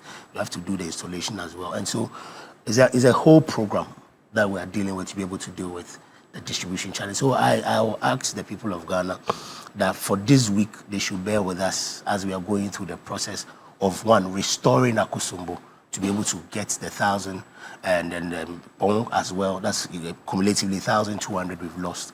And then from there, we'll still go through the process of ensuring that we get back we deal with the pockets of outages that we are looking at. Even beaches, if you ask a number of people, even as of today, they'll confirm that some people do not experience what some are experiencing. So for other areas, it's been very stable. On Saturday, I was on a news program like this. I asked the other panelists, two of them, one lived at Dansoman, one lived at Ahudome. And they said, in fact, they were in for 2 years, they hadn't experienced any outage. And so I recognize that even though there are areas that have success stories because their power stability has been very good. We also have areas like Taiman. We have the Abokobi areas. We have Ablekuma. We have Gulf City that are dealing with persistent outages because of the challenges with their transformer. And I want to assure them that we have the list and that we'll deal with it. You have the list, you deal with it. Perhaps my final question before you take leave of us. You talk about restoring Akosombo so that we're able to get 1,200 megawatts that we've lost as a result of the fire outbreak. And then over the weeks, we've heard you and the president also talk about, as it were, upgrading the system. So one could assume that these are things within your control. When will we have a timetable then? Because if they are in your control, you should be able to tell that Ablekuma will go off today, Amasama will go off tomorrow. Unfortunately, no. And I'll tell you why. When you are dealing with transformers, in fact, generally you have planned and unplanned maintenance. Planned maintenance will be that you are fixing a certain problem or you want to maintain your system. And so you need 5 hours, 6 hours. And so let me put off the light at Kanda and then fix this problem or that problem. That is planned. That will always put out the announcement. For example, under the transformer upgrade and replacement program, we always put out that announcement. Currently, as we speak, there's an announcement for Teshinungwa. We've shared a schedule for the residents, each area, how many hours you're going to go off within the day, so that you can deal with. When you are dealing with outages that are caused by transformer overload and trips, you will not be able to tell that at this time or at this point, your transformer will trip or will go off. And so you won't be able to share a timetable for that. So that will be based on demand. If the demand goes up at this point and then the system trips, the best you can do is to have a standby maintenance team to resolve the issue quickly. And that's what we've done. We've enhanced the maintenance teams across the country to ensure that immediately it happens, you deal with that. So do I hear you say in areas that, there are certain areas that have timetable because what's happening is within your power, others cannot? Teshi Nungwa, because as at today, yesterday we made the announcement that we are doing the transformer upgrade and replacement exercise there. And so even your station covered the story. You had journalists go there to show them that they're doing the work. And so that's, you put out, of course, a timetable and the residents will know. But if you are dealing with challenges, for example, the capacity issue around Damfa, you won't be able to tell because it has to do with demand. Once the demand goes up, it gets to a point the transformer will trip and then there will be outages. But you get a team to be able to fix it quickly, depending on what the challenge is. That's, you cannot determine that the number of when it will happen. It's like your machines. Any machine at all, you're using microphones, you're using cameras. You won't be able to tell that at this point your camera will go off or at this point the microphone will break down. But you put in the measures that immediately it breaks down, you have a team available to be able to restore. And so that we cannot put out it. And that's why we play with people of God. And that's why His Excellency the President said that within the period until we change those transformers, you'll be experiencing outages. And that when you experience the outage, we apologize for that, but we'll fix the problem because we are doing the changes in phases. You can't do all at the same time. You can only take your time and do it bit by bit. Mr. Richmond Watson, thank you very much. Let me get your thoughts. Let me hear him before I go. Why do you want to tell me before you go? Shadow I want to say good morning to Dr. Mahmoud Baumia and congratulations to him for the award bestowed on him by the Otumfuo this weekend and all the other recipients of that award. And I want to also greet all the MPP faithfuls who did not vote, thinking that there's a party coming in to do something better, but we are now here where lights are going off. Look, but lights are going off. I mean, that's the truth. But I'm you not. know why? No, bro, why and not why? Look, listen. You know, you did not make any utterances in the last 4 years, so you are free. People who sat on TV and said light going off is haram. Abusudie haram. People says that the president is sitting on his ears. That's why lights are going off. But today, I, Kojo Fuku, have been very consistent to say that there are always going to be localized problems in our energy sector. Before, when light goes off, it's only Akosombo that doesn't have water. That is why your light is off. So people will go, and then we even had times where people will go and pray that water should come into Akosombo. If it was in the past when Akosombo had this problem, the whole country will be out of darkness. We are dealing with two issues. And I sympathize with any person who heads the energy ministry, right? Like Roxanne, PRO, and my brother John, who is heading the ministry. When such a devastating event happens where your control room that controls that amount of power catches fire, it's a national disaster. But you see, what is creating a problem for them is the utterances on social media, the utterances that the previous administration, the current administration made when they were in opposition. That is the problem. Look, you made a statement when you were introducing, let everybody not think that this problem happened because of Akosombo. We were already having outages across the country. Well, that's fine. By the way, I'm just correcting. But today, the issue is that we all sympathize. And some of us are more than happy to offer some of our expertise in that area as civil society. But it doesn't help when people introduce politics, unnecessary politics into this. Yes, the MPP and DC, we can always do this banter. But when you have a regional chairman of the NDC in Ashanti region, go on radio and say that it is officers of ECG sabotaging the party in the region. And then you have the MD of ECG. On Monday last week, go and remove 2 district managers. Has the light stopped going off in Ashanti region when you went to remove those 2 people? It hasn't. So the unnecessary politics is not necessary. We have people on social media who call themselves podcasters, giving names of regional heads that should be removed because they are sabotaging the NDC in those regions. You think those individuals were removed because of politics? Well, my brother, I'm saying that there is a narrative. You remember you said that you asked Roxanne, why is the Good CEO sacked? But he's not sacked. But the feed into social media and all the in front pages of this paper is that he's sacked. And he's being sacked because of what? Sabotage of the fire. How can that fire be sabotage? A fire caused by a cable. When you now have that underground cables, well, that's where the fire emanated, right? How can that be sabotage? Do you know the security at that place in Akosombo? But there is a feed in. My sister, you know what I'm saying? So look, if we are all in this country, I don't wish them bad or ill that we get into these problems. We know the problems. Roxy knows I know the problems because I talk to him. I'm one of the few people that today, when people call me, I'm like, no, let me give you the number of Roxanne because he's the one in government calling. I'm not the one to explain to Ghanaians why lights are going off.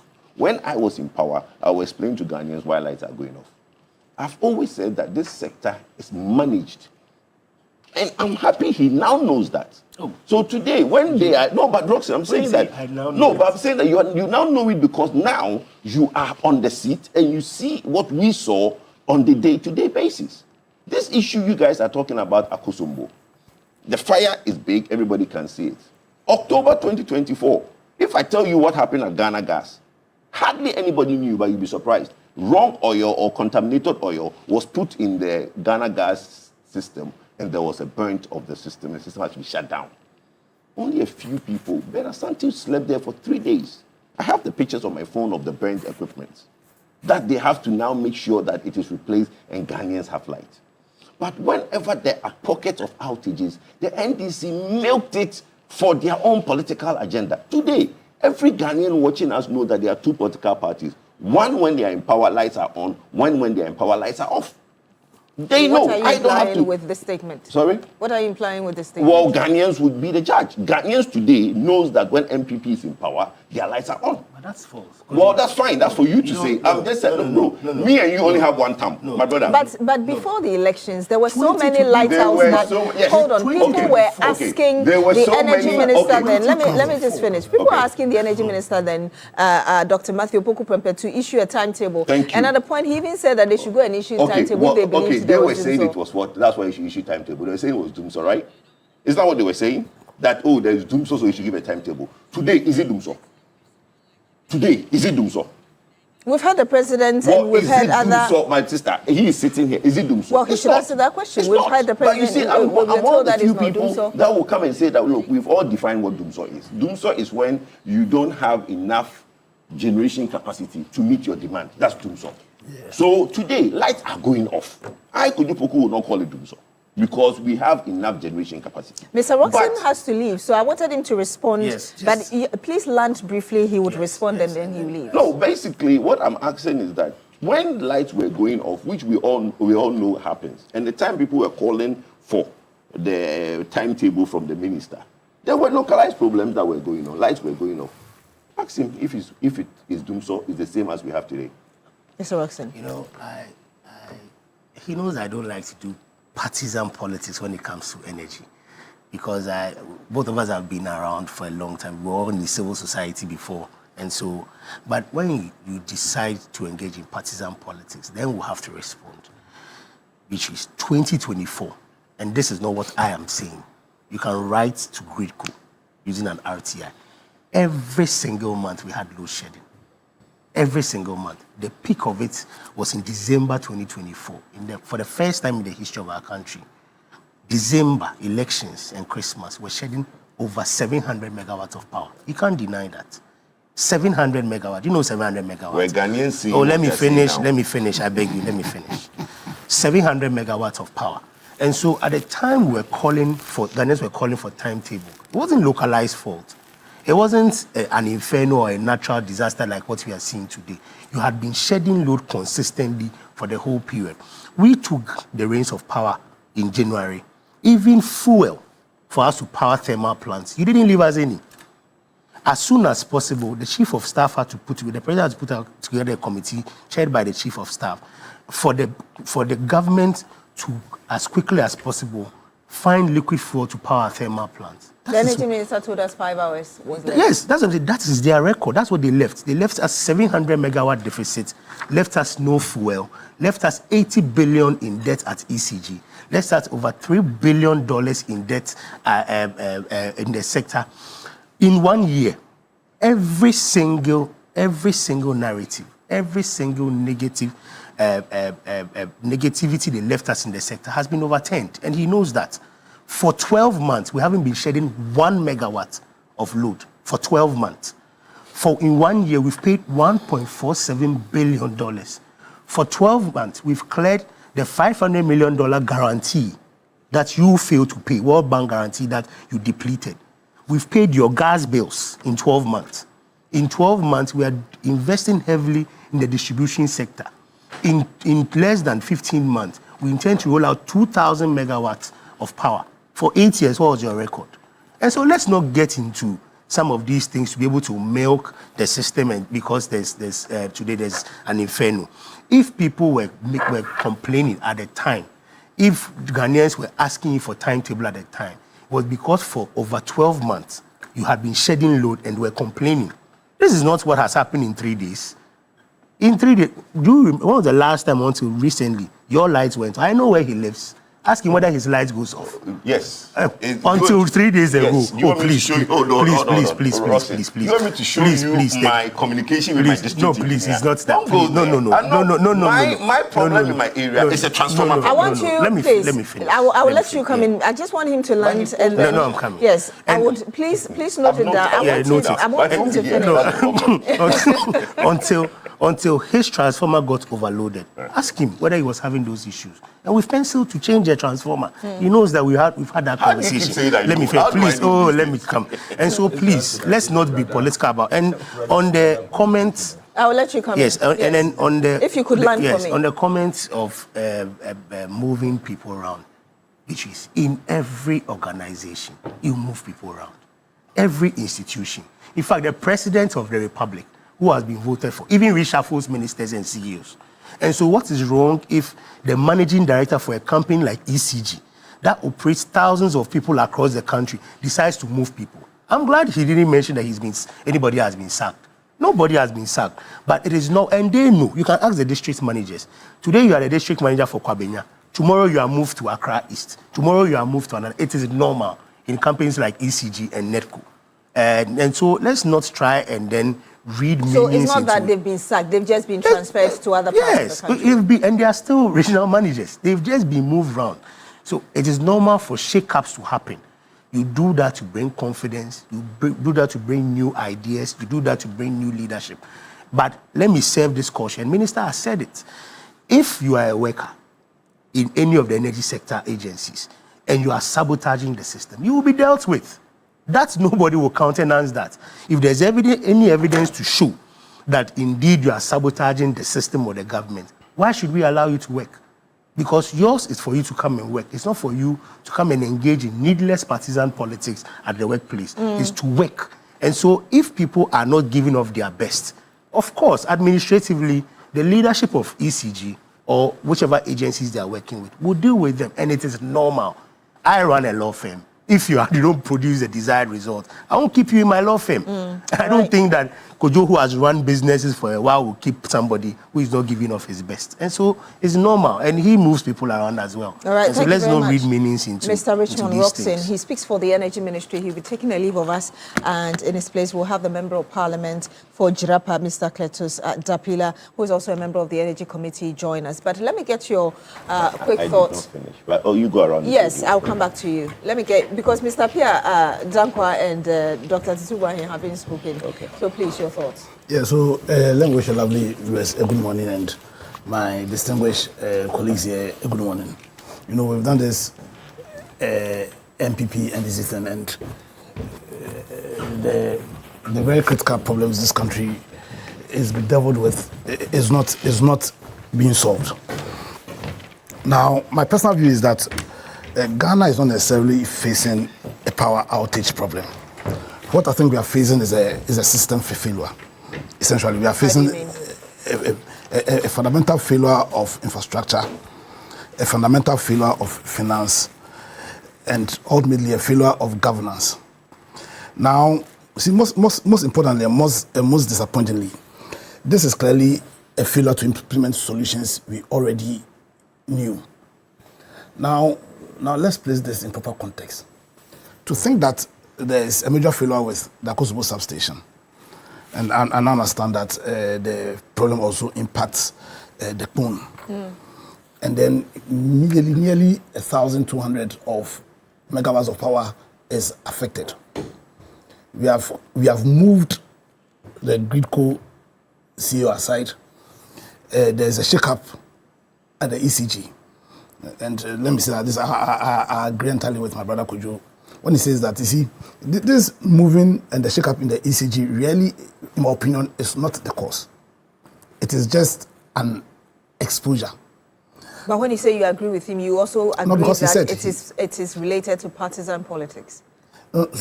You see, so we have a problem, and instead of dealing with the problem, we want to play partisan politics with it. That's what you see. Yeah, that's what you see. Let's deal with the problem. And here, I'm not going to attempt to apportion blame, because see, I said that sadly for me and disappointingly, and most disappointingly, these are issues that we knew.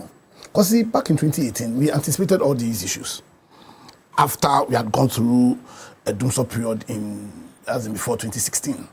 And so His Excellency John Mahama introduced the Energy Sector Levy Act, which essentially was to deal with the legacy financial issues of the sector.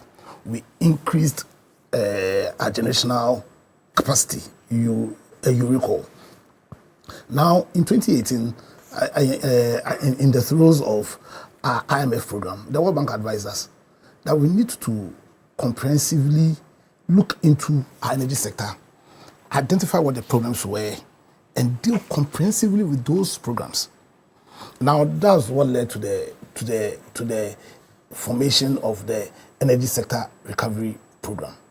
Now, to cause us to understand why that program was very critical, is to understand that currently we have an installed capacity of between 5,200 megawatts and I think 5,700.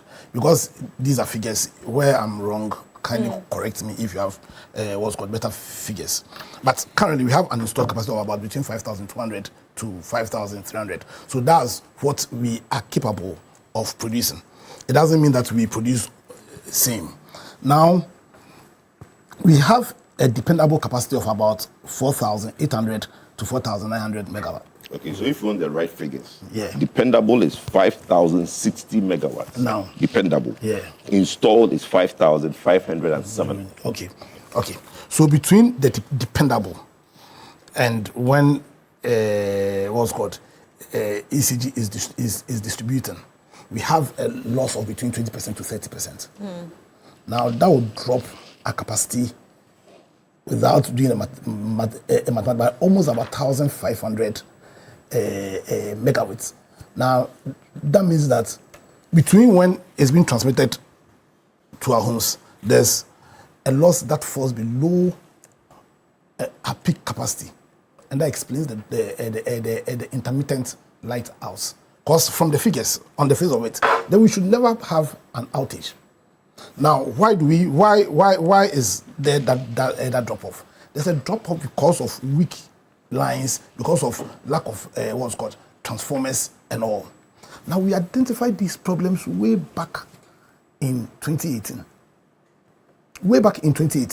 Now, let me ask this even before I go. Now, beyond these losses, there's also a fundamental loss in terms of how we're able to generate revenue from our sale of ECG. Because you recall that in that 2018 program, they created a cash waterfall mechanism. Yes. You understand? And the whole idea was that we have a pot where all the revenues generated from are placed in, we pay our IPPs first.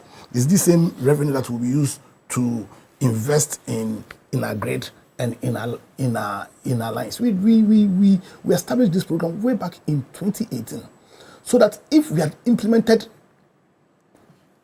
the ESRP, we shouldn't be having this discussion now. So you disagree with what Mr. Roxon said when I asked him about our reserves and our capacity and all of that, when he said that that was one of the main priorities of the government? What he said was that they are working on that. Yes. Because there was a fundamental failure to implement the ESRP. Because per the program, they made a projection that by 2023, there will be a full implementation of that program. I'm struggling not to make this partisan. I don't want to apportion blame. I want us to look at ourselves as Ghanaians. The fact that we are having problems because of a fundamental lack of commitment to deal with the problems that we are dealing with, the problems that will cause this constitutional democracy to deliver on its promises. Have you seen any commitment aside from the inability to implement this between 2023 2024? Have you seen any commitment in the last, for instance, 12 months and more? Okay, so if one of the biggest problems our energy sector is facing is between when energy is being transmitted from, let's say, gridco, from ECG into our homes, because that accounts for about 30% technical losses and about 40% losses in terms of their inability to recover money and then energy theft. Now, if government is telling us that they have invested, and they've bought up to, is it 1,000 transformers? 3,000. 3,000. Yes. That's a massive commitment, because the essence of that is to reduce the losses that's occasioned by very weak or obsolete transformers and very weak lines. But I'm saying that, you see, where you have a situation where by reason of fire, we are facing this problem, and we are a country that is over 60 years old. We have a fourth republican system that's over 32 years old. That means that over the last 32 years as a country, we failed. And that's what you mean by the failure of governance. Exactly. And I'm saying this because I know that we are going to play the normal politics with this. MPP will come here throwing stones, and this will attempt to defend. But the point is, in 2018, we identified these issues. And I recall the first time I heard about the ESRP was by listening to my brother. At that time, I'd never met you. And I fell in love with how and that's what I meant. You know, before the show, I said, oh, Minya Kojowa Bing. Yes. Because the first time I ever heard energy sector recovery program was by listening to him on TV, explaining the cash waterfall mechanism and the confidence he had at that time in that delivery, the belief he had that by 2023, these crises would have been solved. But you see, let me also add, I don't think he was in power, real power. He was a member of the NPP. If he was in a position of power, maybe he can tell me. But sometimes we bundle everything. There are over 99% of NPP people who didn't have the real opportunity to effect changes. We shouldn't place ourselves amongst those who had the raw power and did nothing. Because the truth of the matter is that in 2018, Nana Akufo-Addo failed this country when he failed to lead the implementation of the energy sector recovery program. So we don't want to hear any jandam. There's an NPP trying to milk in terms of political advantage from these issues because they knew the problem. You see, I would have forgiven them if they did not know the problem. But they did this program. They had an expert like Kojo explain it to and got some of us interested to read the energy sector recovery program. And they did nothing. I know that because of their fear, they extended it to 2025. It was extended to 2025, and now it's been extended to 2029. The point I'm trying to make is the problem we are facing now is a fundamental lack of commitment to deal with this infrastructure failure, operational failure, and financial failure that's causing these problems. I see some commitment in terms of dealing with the infrastructure issue. Because if, as you can't have a leg to stand on if you say a government that has procured about 3,000 transformers to deal with this issue has not done well. And probably, we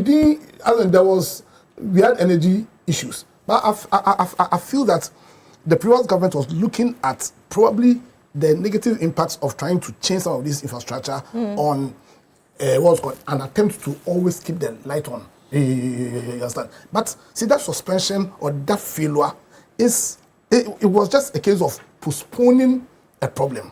Now, I want to call on this government that, you see, they should not be detracted by the cause for sabotage and just sacking people for sacking sake. They should stay focused on the issues. You understand? At least they've done well by, as with this 3,000 transformers issue. But they should go into the ESRP. They shouldn't say that because it was a program put together by the NPP. Because I'll say here again, if you read the document, it's excellent.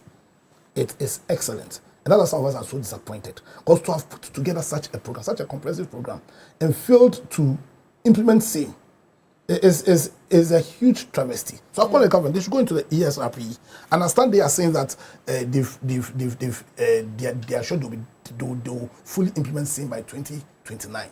They should show massive commitment and implement this program, which, in my opinion, will deal not just with the infrastructure failure, the operational failure, but also fundamentally deal with the financial issue. Because beyond everything else, it's a financial issue.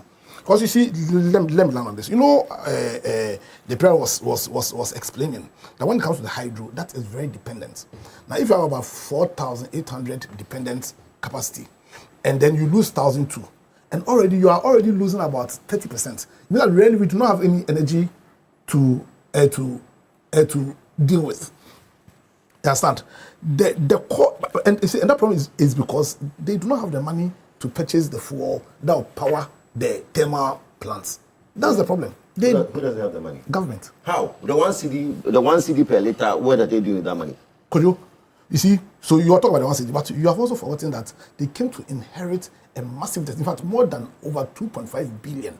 Already they've paid what's called 1.5 billion. To the IPPs. Yeah, you recall that just when you were leaving power, the IPPs were on the throat of government. And if you could land for me so that Dr. Tubuahin could come in. To end, I'm just calling on the government to stay focused. They should not allow their detractors to, they should stay focused, show commitment, and implement the ESRP. We may suffer a bit, but I believe that if they stay as committed as they're already showing, then finally, Ghana will be placed in a better position to deal comprehensively with this energy crisis. Let me acknowledge the presence of Mr. Cletus Dapila, Member of Parliament for Jirapa in the Upper West Region. He's also a member of the Energy Committee of Parliament. I'm board chairman for GRICO. You're board chair for GRICO? Yes. Okay, thank you very much. Sorry, not GRICO. NEDCO, sorry. NEDCO, yes. Okay, great. I'll get your thoughts very quickly. But Dr. Bernard Tutubuahin, really listening to the submissions by the PRO for the Energy Ministry and what Mr. Pierre Dankwa is telling us, where do you stand as regards really as a nation, the way forward for us on dealing with this once and for all? Yes, so good morning once again, and good morning to our viewers. Beatrice, I think that this whole thing about ECG, we need to adopt a holistic approach, to future solutions and all that. And for me, listening to Roxanne and Kojo and Lawyer Pierre, I feel that one of the critical issues or questions that we need to be asking has to do with the human resource and then the managerial capabilities and accountabilities. Obviously, I feel that the suspension and the shakeups, though I have my own questions to ask, I feel that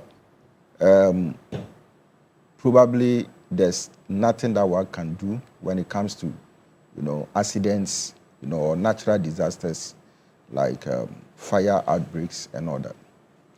But then I am tempted to ask whether, I hear that the fire actually started from the control room, right? Okay.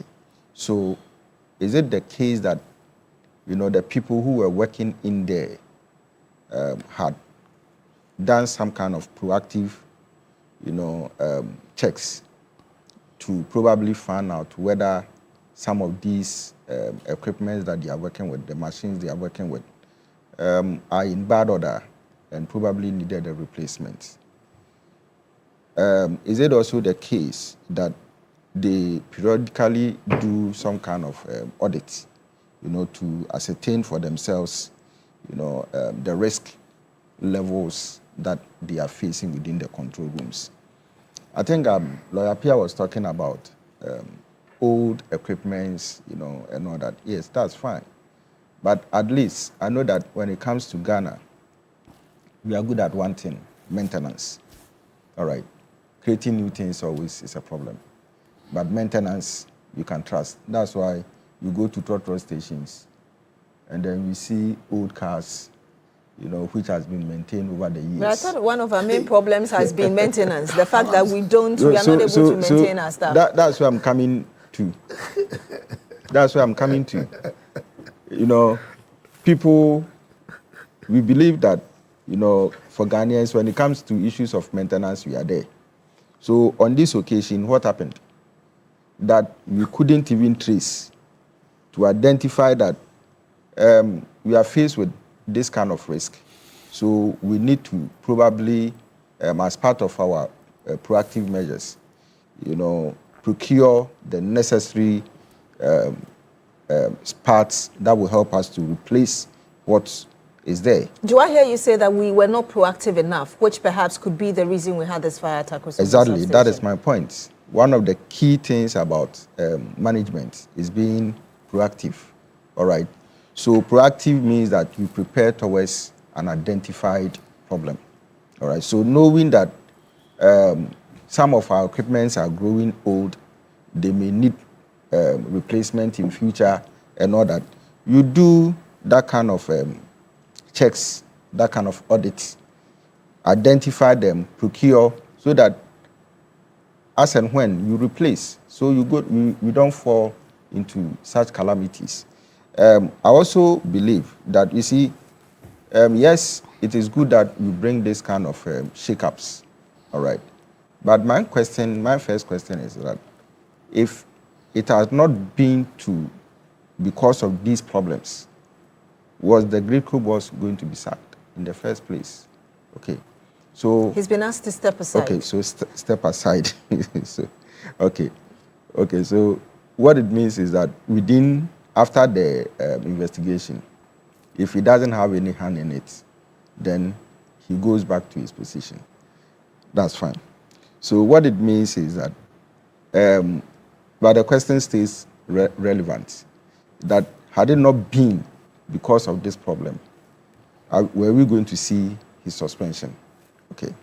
Now, if a problem of this nature has erupted and we are asking him to step aside, looking at even adding the Ashanti regional issues and then the shake-ups and all that, does it also beg for the question that there's some kind of lack of confidence, in the management of ECG across the country? For me, what I see is that probably the kind of orientations, the kind of training, the kind of periodic, capacity building that they needed to have is not forthcoming. Okay, so yes, in such instances, you may ask people to step aside for investigations to be carried out. But is it only the CEO or at Akosomo, those who were also in the control room? Okay, because that's where the fire started. So if somebody intentionally decided to cause this fire, okay, which I doubt, all right, if that person is still there, what are you going to achieve? All right.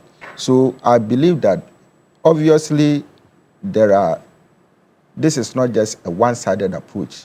It should be a holistic approach. My final thing has to do with that kind of strategic reforms that we need as a country, going forward.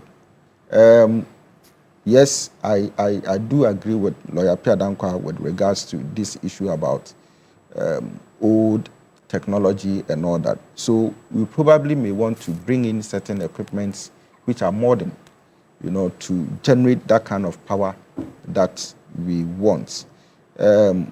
Again, people or experts like Kojo and Co have been talking about this issue about diversification within the energy sector with so much emphasis on solar. All right. I think that I've seen a couple of buildings, modern buildings coming up with solar installations. But I also think that it should be a burden of government to probably come in with some kind of decisions that will make solar affordable, for ordinary homes, so that at least it will ease the pressure on government and energy generations and all that. Let me get a thought of before I come to you, Mr. Kojopuku, for the response you had wanted to give earlier. Mr.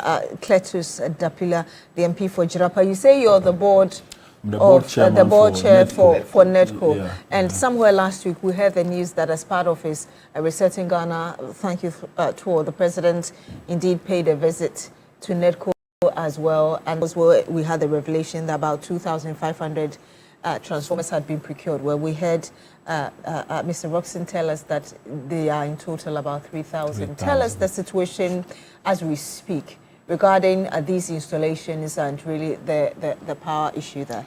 Thank you, Beatrice. Thank you to my co-panelists and your distinguished viewers. Let me commend the Minister for Energy and his team for doing a good job. The Minister has always demonstrated capacity, knowledge in the energy sector, and I always commend him for that. Proud to all these problems that we encountered, the Akosombo fire outage and the fire, that gutted the Akosombo substation and all of that. The Minister invited MDs, board chairmen and technical directors of all the energy sectors to a retreat in Takoradi, of which all the sectors did presentation of challenges that they face. And the Minister professed solutions and made, in the meeting, he made us to know that he was going to engage the finance minister. And I'm happy the Minister of Energy and the finance minister has a gelling sort of relationship. And I know the finance minister is equally serious in tackling the energy sector issues, because without power, if you have energy crisis in your country, you can build the economy that you want to build. And I know so far we are trying to build a stable economy. So the two ministers have seen that gelling relationship. So in that retreat, the minister talked about replacing aging cables, infrastructure, transformers, and all of that. And when did you say this retreat was again? Yeah, that was before December. 2025? Yes, 2025. 2025. I'll get the date for you here before I leave. So in that retreat, all the sectors did present challenges, what they want to do, targets, and all of that. You know, for instance, if you look at NEDCO, we are in charge of the northern sector. That's NEDCO is Northern Electricity Distribution Company. So we are under VRA, but a company by itself that is in charge of northern enclaves up to part of OT regions and part of Ashanti, Offensu areas, Bono, Ahafo, all those areas. That is our, catchment area. Now, one of the challenges or one of the things that we want to do is that we want to build a BSP point at Pandai. That is to take care of the eastern corridor. When we have a BSP, at least we'll have more stable power within that enclave. We also intend... What is BSP, if you can explain for the ordinary person who may not understand? Bulk supply point. Okay. Yeah, bulk supply point. So we want to build another one in Nandom, in the Upper West region. That will also take care of Laura, Nandom, Hamile into Burkina. You know, we distribute, power. We export power. Yeah, we export power, yeah. So we are going to take care of them. We are going to do one in the Atebubu area, which will take care of Atebubu, Kwame Danso, and that enclave. That will also ensure that we give power to our customers. Beatrice, this maintenance that the Energy Ministry is embarking on, we know the problem. The problem has to do with overloaded transformers, poor infrastructure, a whole lot of things. We know that very well. And my colleagues here they've all been discussing that. But you see, it has to take, courage to be able to do this. And that is exactly what the minister is doing. For instance, Beatrice, let me give an example. If within an area, you have a transformer like 100 kVA transformer, and with time, population within that area, people have built houses, businesses around the area, and they overpopulated the transformer. If that transformer or that area probably need, let's say, a 200 kVA, and you are still using the 100 kVA, definitely you have power outages. So let's come here. We know that the president paid a visit to NEDCO when he was there. Yes. How many of the transformers have you received? What is the capacity of each transformer? And how will that transform power distribution, as it were, in the part of the country where you're in charge of? Yes, so basically for now, at the time the president visited, we receive almost 200 transformers. I don't have the exact figure, but we receive almost, because we procure and people, the contractors are bringing. So as and when they bring, by the time the president was in, we had almost 200 of the transformers. You understand? And like I said, for instance, if you take the Upper West region, where I personally live, the transformer that we have, most of the transformers that we have are like 50 kVA. And what's the capacity of the current one, each of them? The current one, most of them are 200 and above. Per each transformer. Yeah. Have you started the installation already? Yes, they have. Some have gone to the field. They've given some to other areas for them to start installation. You understand? So what I'm going to say is that if you are using a 50 kVA transformer and it's overpopulated, probably the area now needs a 100 kVA transformer because of population and establishment of businesses and all of that. So we have now taken the step to replace all these transformers, you understand? And when that is done, I'm sure Ghanaians or our catchment area will have more reliable power supply. How long will it take for these, let's assume they are still 200. How long will it take for the officials to install, and what kind of impact should we expect? No light out at all in the northern part of the country? Well, we as the minister announced, these things will take like 3 months. It falls within the 3 months period? Within the 3 months period. Yeah, and if that is done, I can assure our customers that and Ghanaians that we will have stable power supply. The interaction, the power outages will be minimal. But sometimes we have the peak hours. For instance, if you go to our catchment area in the north now, the weather is, the sun is hot. And during this time, we call it peak hours. So this time we sort of, get power outages because of the weather. When the temperature is high, it affects power supply too. And also because we have not replaced 4 cables and all of that. So when all these things are done, but the weather also affects power distribution, the weather. If the weather, for instance, rainstorm, if we have rainstorm, tender and all of that, sometimes affects our cables.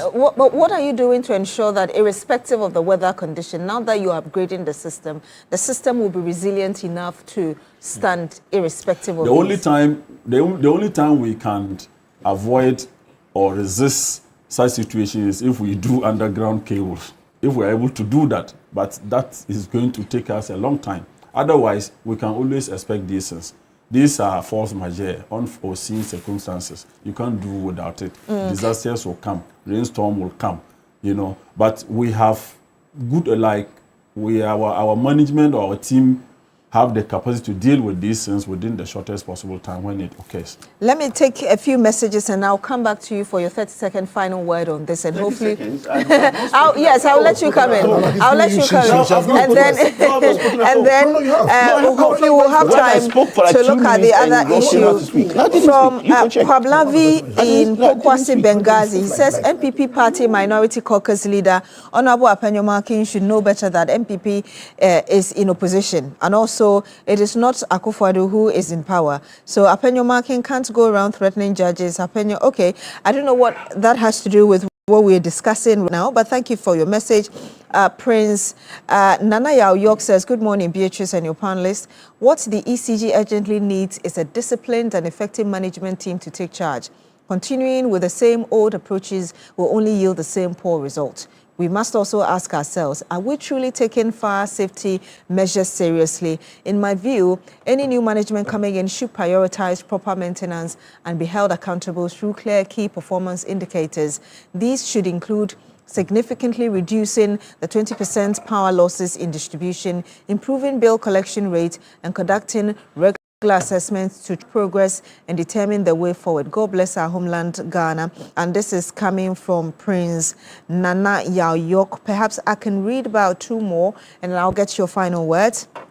And this is coming from Mr. Stephen Pen in Wa. Says, Beatrice, my regards to my son, Honorable Cletus Dapila. It says, the current difficulties we are experiencing now with power to our homes have been explained to do with transformers and distribution. Even with this situation, Ghanaians are still better served than when a certain minister told us to go plan our timetable. Inshallah, Dumso will not return. Ghana must work again.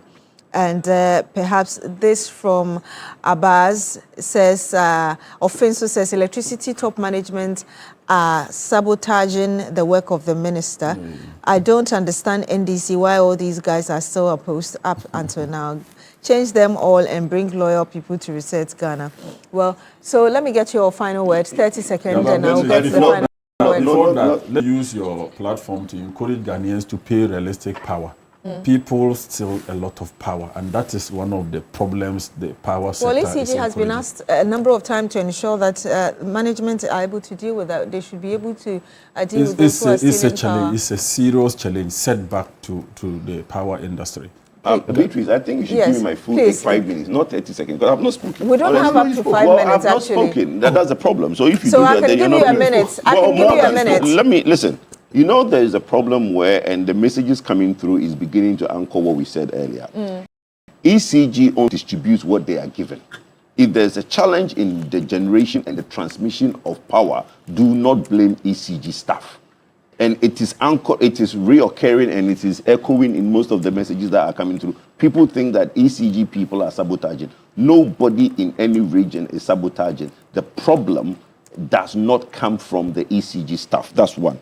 You keep hearing about these transformers that are being given out and being given out. Please.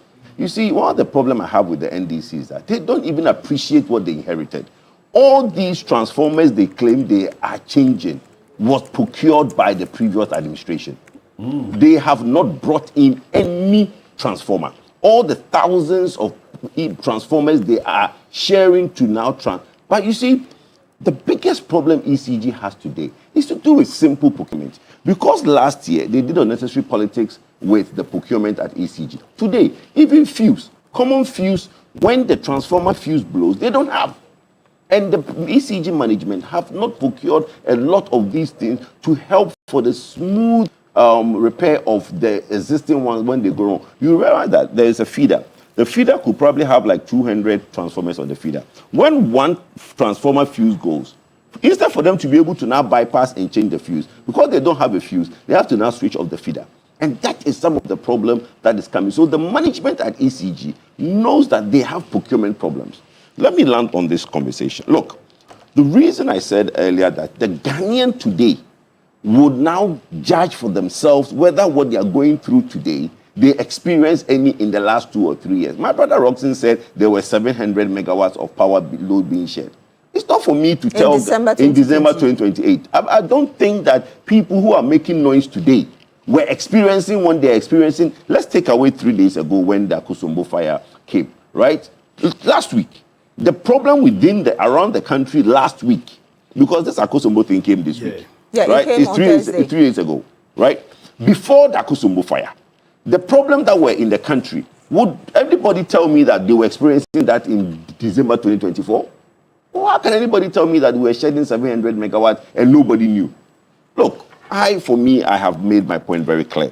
The Ghanaian is the judge. The Ghanaian knows that there is a situation they are in today.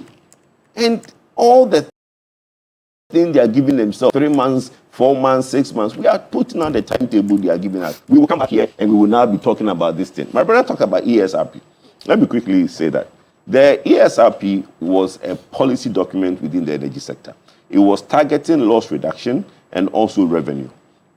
Along the line, a lot was done. But you see, the reason is difficult, like he mentioned rightfully, some of us were not in government. We were proponents of the policy. We wanted the government to basically implement it in whole, but along the line, it wasn't done. So, Mr. Poku, let me give you the data. Indeed, there was a shortfall, and over 700 megawatts of power was shed in December. It says the shortfall was primarily... Put online, you are reading what Roxon put online. What you are reading was put online by Roxon. Well, I will have to verify that whether it was put by Roxon. Well, the ministry this is what was put out. Yes, the ministry put it online. Well, so I'm not reading from the Energy Ministry's website. No, that's not where I'm reading it from. Any other platform you take it from, it was the ministry in last year that put that information out there. So whatever you online is not kosher. So where are you getting your facts from? Because that's what we've been told. My fact is this. We lived in this country in December 2024. You were saying that Roxon said, and through the ministry data, we were shedding 700 megawatts in December 2024. But some even came from the Energy Commission. Let me land. They are all government institutions. Life experience. So hold on, bro. Let me say this. I'm saying this. It's very simple. You are saying and if you could land for me, yes, so I can get the 30 second we were shedding 700 megawatts in December 2024. I'm saying that let everybody that lives in this country judge for themselves. If the light outages they are going through last week, the same as what they went through in December 2024. It's very simple, and we all know it's not. Yeah, please, your 30 seconds, because we run out of time, actually. Major maintenance. Please, your 30 seconds. You were not doing major maintenance like we are doing. We've announced a 3-month period that we want to do major maintenance of the system. So you cannot renovate, you cannot rehabilitate without interference. You understand? So you should know that. Basically, that is what we are doing. So proud to the Akosombo fire outbreak, but we announced a major maintenance rehabilitation all over the country. So and that is exactly what we will come back here and find out. Mr. Piadanko, your final thoughts on I'm this? sure if Kojo had power, he would have done this transformer change sometime 2021. Yes. You see, and so if I had power, I'll do this transformer change in June and July. I'll not do it in January. I'm saying that if you had power between 2018 and 2024, you'd have done this transformer change way back probably in 2022. Because, you see, there's info that the previous regime bought the transformers, even makes the case worse. You understand? So you knew the problem. You knew that you had to purchase transformers. You knew that you needed to change the transformers. And then the question is, so why did they sleep on it? Is that your final thoughts? Yeah. So, listen, we have an energy crisis. My call is similar to my brother's call. All of us as Ghanaians, you see, there's not a time for blame game. Let's come together. Let's support this government to implement the energy sector recovery program, beautifully put together by Nana-Addo and his government. But for which strange reasons they fail to implement. They need to implement this to solve this energy crisis in the long term. We can't continue firefighting our energy sector issues. Dr. Titubuan, you have 30 seconds. Yeah, so Beatrice, I think I agree with all initial suggestions, and I strongly will put this thing forth that it's not about telling us that this is what we want to do, this is what we want to do. We actually want to see action. We want to see delivery. And so with these issues about replacement of transformers, we want to see it done. And then we know that, yes, we've crossed that bridge. With issues about periodic maintenance of old equipments and all that, I think that government, management that we have entrusted this kind of confidence in should be able to do it. I don't want to see probably a situation where after 3 months or 6 months, we come back seated here, still talking about this issue about doomsaw, light-offs that affect the growth of SMEs, productivity, and even affect households badly. I think that we need power to move on as a country, and it should be a priority. It should be a priority. Kalioman, and that's just the last message I'm reading. Kalioman from WA says, good morning, Sister B. No wonder the former President Nana-Addo never reshuffled for his 8 years period in office, and hence the destruction of the economy, since Kwejopoku thinks that moving staff from one place to another is punishment. Well, no, thank you very much. Thank you very much, people think that moving people will solve the problem. Let them move them and let's see if we solve the problem. Kwejopoku in Safwa Poku is energy expert and member of the NPP. Are we done? Yes, we are done. Unfortunately, we are unable to look at the presidential. But what are we? Yes. And we have also Dr. Bernard Tutubuahin, a political marketing analyst, Mr. Andrew Apiadankwa. No, our time is up. Director of Legal, United Party. Earlier, we had Mr. Richmond Roxon, who speaks for the Energy Ministry, joining us. Of course, we have in the studio as well with us the Honorable Kidz Dapila, Member of Parliament for Jirapa, member of the Energy Committee of Parliament, and also board chair of NEDCO.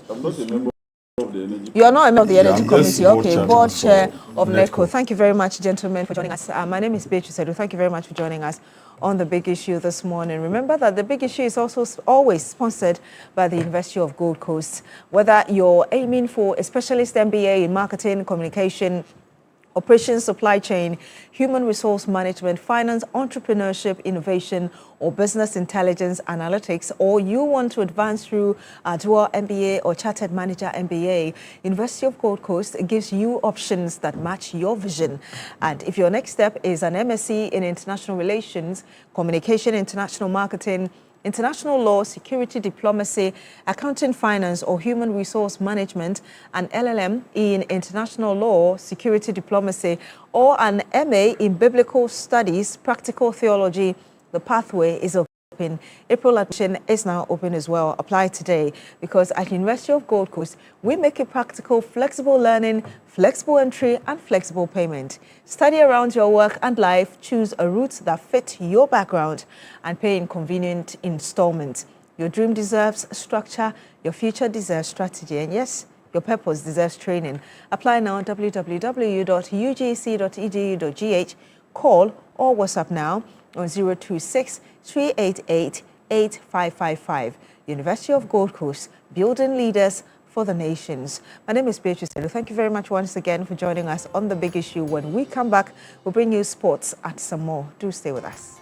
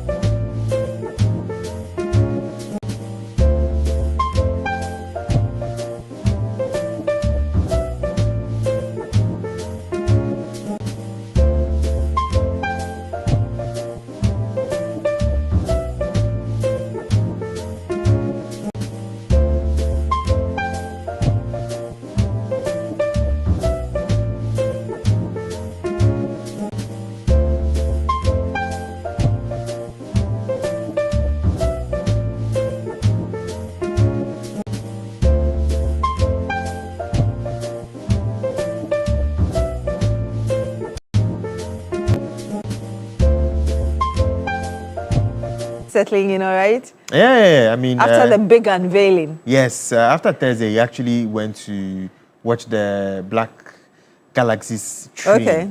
Yeah, at the Accra Sports Stadium for a while.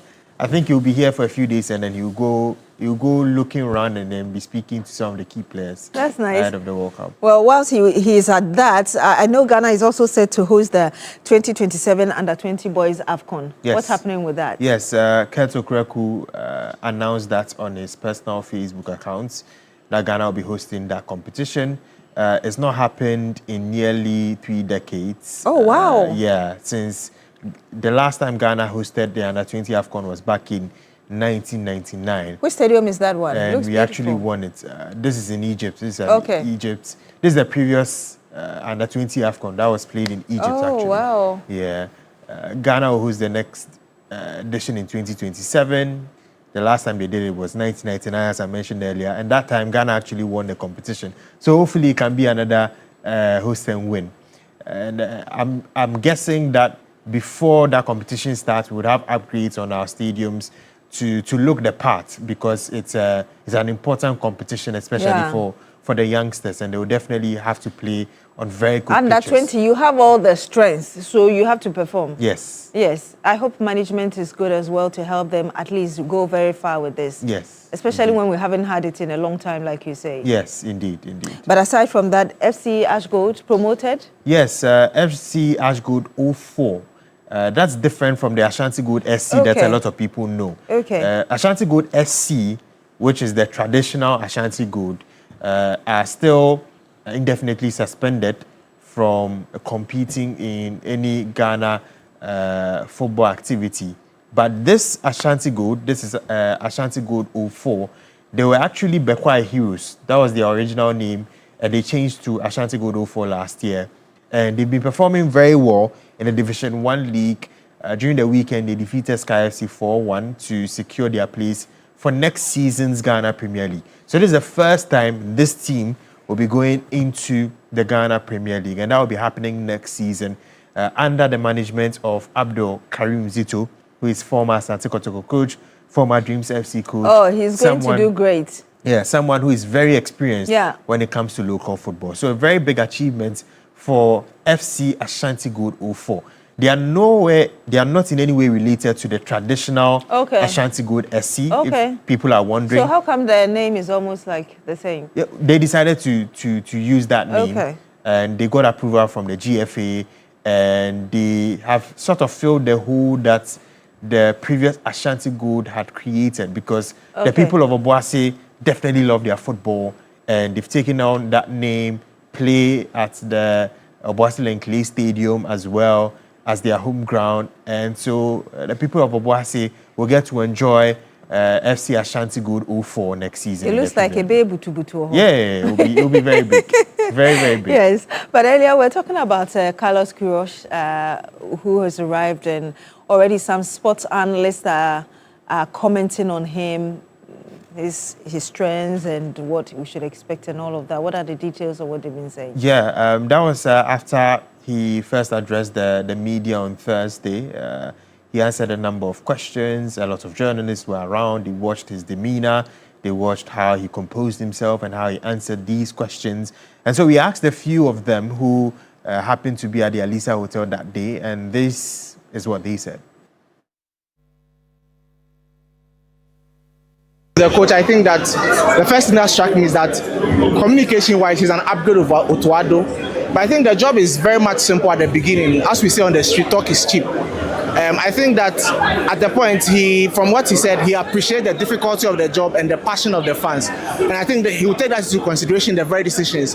I think he said the right things. And the thing I like was the fact that he said that nobody owns the team. And so at this point, the so-called godfathers of the teams will be shaking. But I think this means anything in terms of the performance of the team. I think largely to be on the pitch.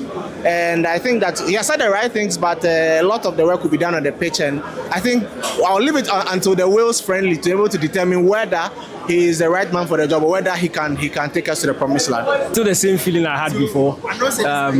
Look, I've been to quite a number of press conferences, head coach press conferences. I've seen and heard a lot of things, not just national team football, but club football also. It's about what happens on the pitch. So I think my confidence level will increase or decrease after we face Wales. That's when I'll have a fair assessment of what he intends to do, and I'll know whether to be happy or to be skeptical ahead of the World Cup. But in terms of what he said, I think he said the right thing. So he's experienced, he has been through a lot of training in terms of public speaking and PR. He knows exactly what to say. So I wasn't too surprised with the clarity of thought that he delivered, how he answered the questions. I thought those were really good answers to questions. But for me, it doesn't do anything to give me confidence or otherwise in terms of what will happen at the World Cup. I think that our expectations shouldn't be that high, because he will be here for like 2 months before the World Cup, and I don't think that he can get the enough time to prepare the team very well. So for me, I think that in as much as he has that experience, in as much as he has been at the World Cup before, I think we need to exercise patience. We need to lower our expectations so that any bad results or any other unforeseen, if it happens, then we don't blame the coach. For me, I think he has the experience, but our expectations should be very, very low. 50-50, I would say, because football is all about results. I'm yet to see the results, so I can't be so confident now. But he made mention of certain things that gives me some hope. He said currently they're going to do an analysis on the squad, do some integrity checks to see what really the issues are, and then they will invite the right players to augment whatever plan they have. So that alone gives me some booster and some confidence that, well, they will do the right things and invite the right players to suit whatever plan they have for us. And once the result starts coming, maybe my confidence will go up. I have to say that I'm confident after Carlos Perez met Ghana's press in his very first meeting with them. Just looking at what has happened with the senior national team the last couple of years, I would like to see some results, a couple of games into his term as head coach, to be able to confidently say that he could do a good job. But as it stands, we only have to have some faith and belief that he will get a good job done with Ghana. I think the manager didn't try to boost anybody's confidence or whatsoever. He was just trying to be measured in his answers. I think it was a very settled conference. He didn't try to overpromise anything. He didn't try to make us feel like he's the savior. He also didn't try to downplay his own experience and his achievements. So yeah, I think it's his record that we are leaning on, not necessarily what he said at the conference, but I think. Obviously impressed with the kind of views that Carlos Perez shared during the press conference, during his unveiling, and quite interesting thoughts from the supporters there. I really hope that we're able to go far into the World Cup. But aside from that, there's also the English FA Cup. Yeah, Chelsea and Man City have both booked places in the final of the competition. Chelsea defeated Leeds United by 1-0. The goal came from Enzo Fernandez.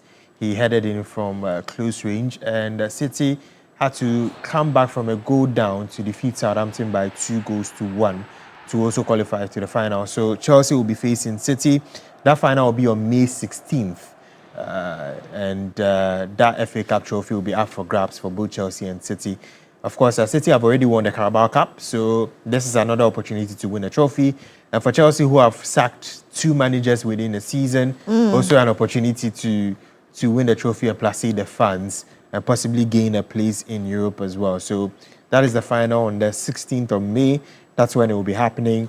And we'll see the team who will win. And these are previous winners of the FA Cup. Crystal Palace won last year. There was United, there was Man City, Liverpool, Leicester. Arsenal won it in 2020. There's Man City again. There's Chelsea. Arsenal won it in 2017. And then there's Manchester United, who won it in 2016. And our Arsenal. Yeah. Our prayers and fasting worked. Yeah, in the Premier League, they defeated Newcastle by a 0-0. The goal came from Eberechi Eze. Very, very beautiful strike from a corner kick routine that they made, and then he struck it from outside the box into the net. Although it was nervy for Arsenal most of the time, they still got the victory. And that means that they are back on top of the Premier League table. What's the difference in terms of the margin now? Premier League game to play before Man City actually plays again. Yeah. So that will be happening in the weekend, and then Man City will be playing next week, Monday, against Everton. So this is how the table looks like. Arsenal 73 points, Man City 70 points. Arsenal playing 34 games and City playing 33 It's still games. too close. The last time it was like 7-8, right? Yeah. But now it's just reduced. too close, yes. Yes. Yeah, but anyway, aside from that, we haven't heard from Yannick Sinner in a while. What's happening? Yeah, he's playing in the Madrid Open. He actually won his game. Unfortunately, there's no Carlos Alcaraz. Of course, we are still building up to the 2026 World Cup. And for more updates, you can check out at 3 Sports GH on all social media platforms, on the website at www.3news.com/sports, and also Sports Daily coming your way at 10 a.m. today. Indeed. Thank you very much, the Revelation, for bringing us the latest in sport. You're still here on your day on TV3. When we come back, we do still have some more for you, so do stick and stay.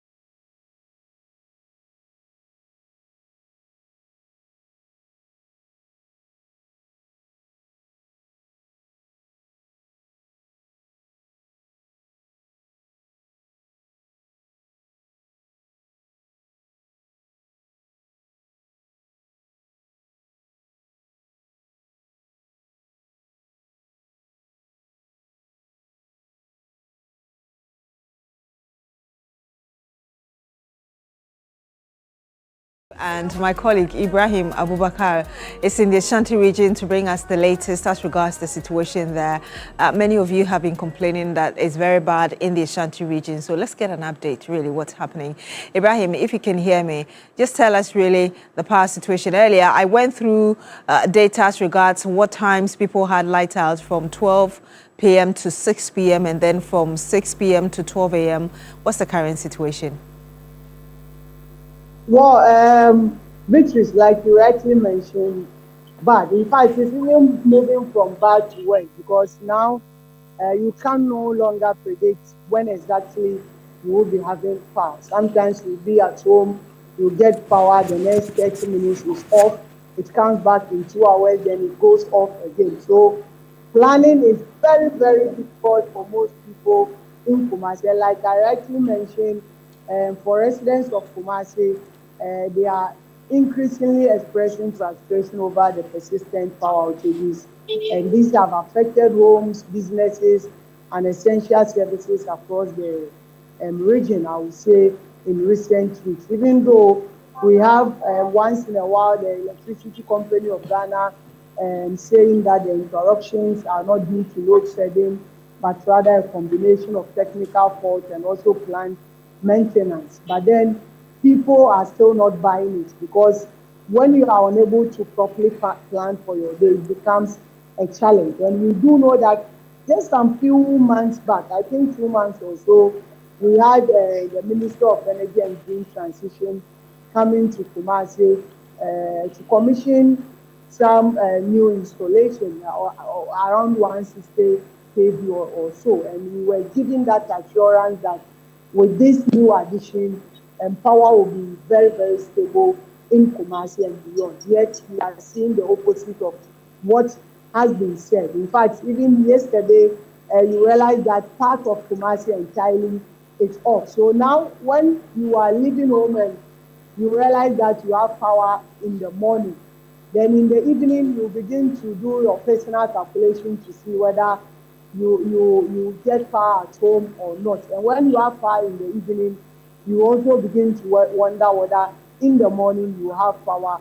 or not. And you know, you look at the section of Kumasi, we have a lot of businesses here, informal sector, cold store operations, barbers, electricians, tailors, and these and so forth. And these are people who rely on power for their businesses. And when we get to a situation like this, you can imagine the impact on their businesses. In fact, yesterday evening, even around our area, just when I was done cutting my hair, I left the barber shop, one person sat, and within some few minutes, the power went off. And you have this barber, because he had started already, had to switch on his torchlight just so he'll be able to finish with that person and allow the others to go home. So it's quite a dark situation. For now, all that people are calling for is a timetable so that they'll be able to plan well. And we do know that government has announced this afternoon, 2 p.m., the minister will be shaking up his leadership, some changes here and there. But for the people of Kumasi, they don't really care about all these things. All that they want is a stable power. And others do understand that with the fire outbreak at Akosombo, we are being told about 1,000 megawatts of load is off, which means the entire Akosombo is not giving us any power at all.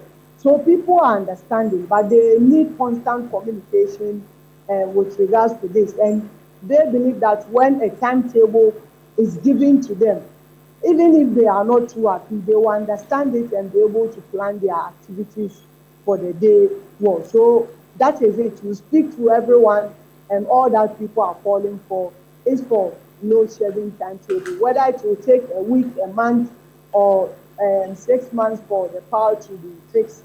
People say, well, they will manage it, but when you do not have the timetable, then that's where the challenge is, because people will leave their home to their workplaces where they rely solely on electricity for activities. They get there and there is no activity. It means you are kind of wasting the entire day without doing much though. So, like I said, it's moving from bad to worse. Initially, you get power when your light goes off. Latest 2 hours, 3 hours, it comes back. And when it comes back, you are sure that you get light for the next 3, 4, 5 days before the light will go off again. But now, within a day, you are likely going to experience not 3, not 4, not 5 power outages. So it is also destroying people's appliances and also causing a lot of problem here in Kumasi and beyond. Indeed. Ibrahim, I want you to hold on because we also do have Christopher Mwako, who is a man covering the Savannah region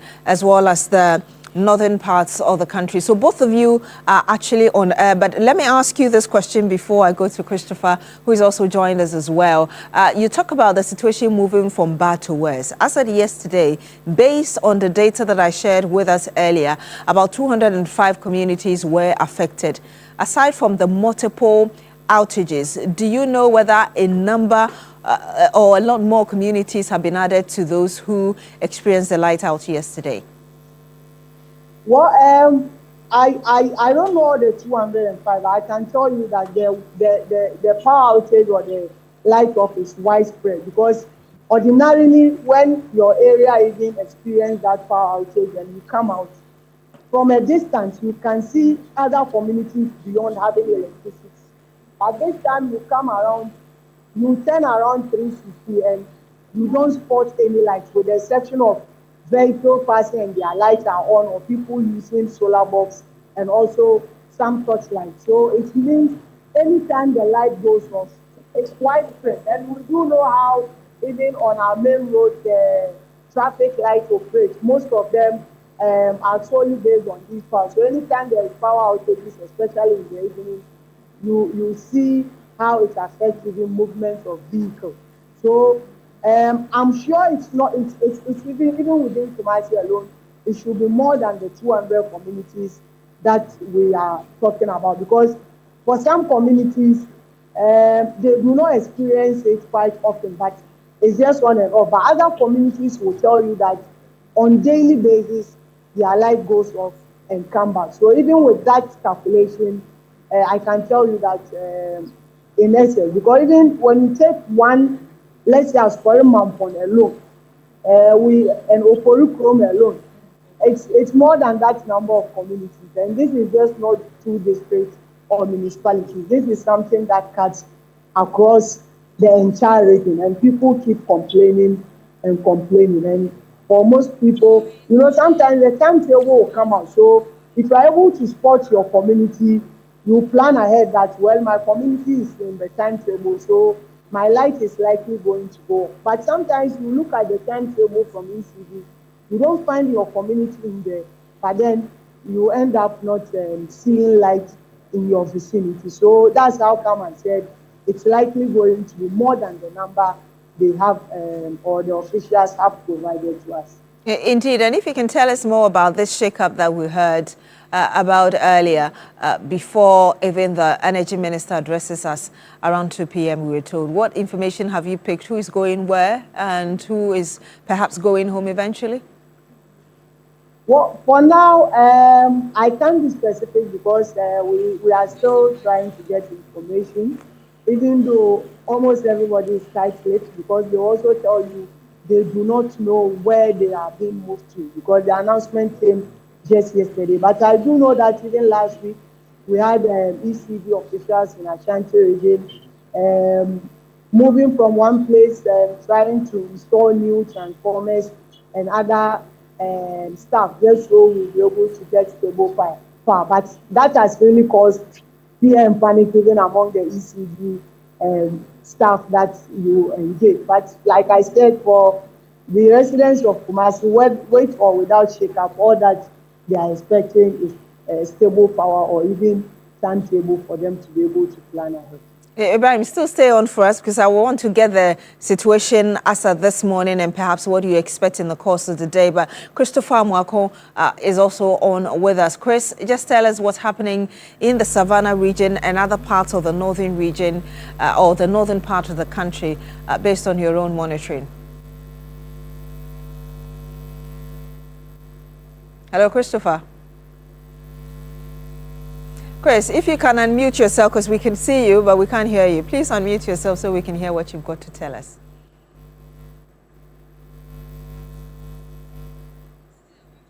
Christopher, we're having a challenge with your line. Let me try one more time, and perhaps if it's not corrected, I have to go to Ibrahim. Chris, can you hear us?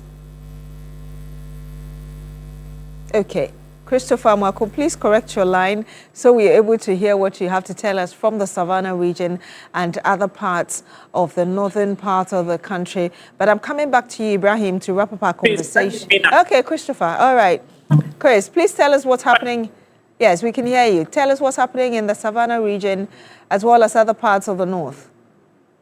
So, Beatrice, the situation is not too different, especially in most parts of the northern and Savannah regions. If you look at the Eastern Corridor area, where we have some communities in the northern and others in the Savannah region, the situation is not too good because in a day, for instance, those from Yendi, Bimbila, Pandai, Salaga, Wulensi, up to Ketekrachi, there are times that in a day they can record about 10 to 15 times power outages. And sometimes it comes and they have to sleep in the dark. And that tells you how severe it is. There are two substations on this line, one in Yendi, the other in Bimbila. And anytime there is a challenge at one of the substations, then it means that all the communities along the Eastern Corridor heading towards the OT region will definitely not have power. And so over the period, there has been some conversations. The energy minister himself visited this area and assured that there's going to be another substation in Bandai and Salaga to boost the situation. But as it stands now, the power situation is not getting any better.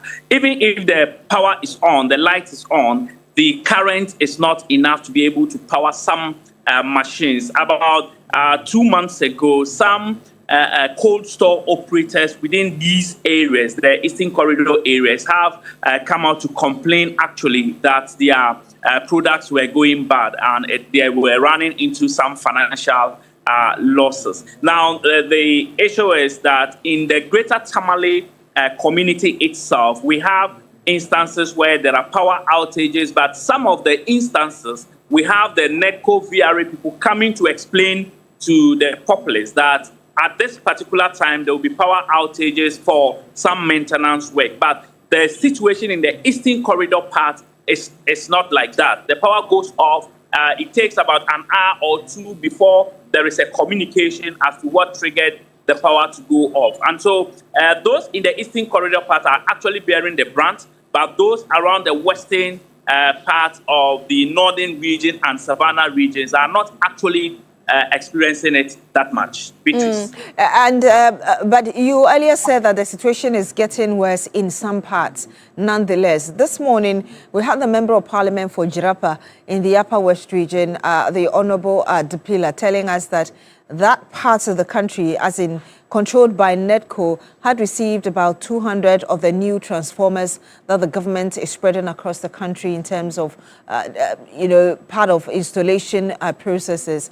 And he said that some had already been sent out to the field. Do I hear you say that irrespective of this, you're not probably seeing improvement in the power supply situation in the part of the country where you are?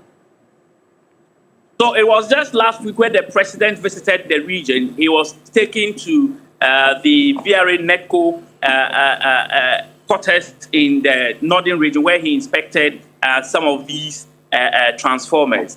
Even if they are on the field, they are yet to be mounted for to boost the power that will be supplied to these communities. Yes, when the president came, we saw the transformers, but as it stands now, I'm yet to see a place that these transformers have already been mounted to boost power supply. Now, talking about the western part of Savannah, you talk about the Solatuna Kalba area towards the Upper West region, Wa area. The power situation is not also looking too good. And so, yes, the transformers are in.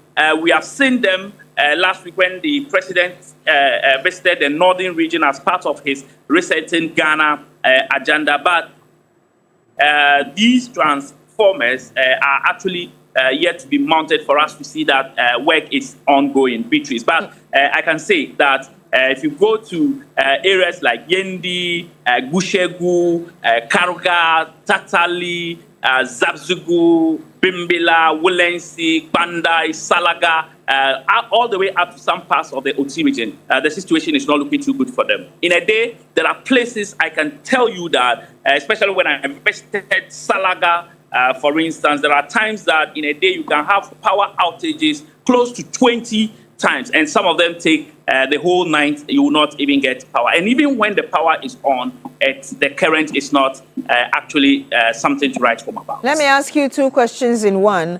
The first being how this is affecting certain critical institutions like hospitals, clinics, and perhaps if you can also paint a picture for us, the situation this morning, generally.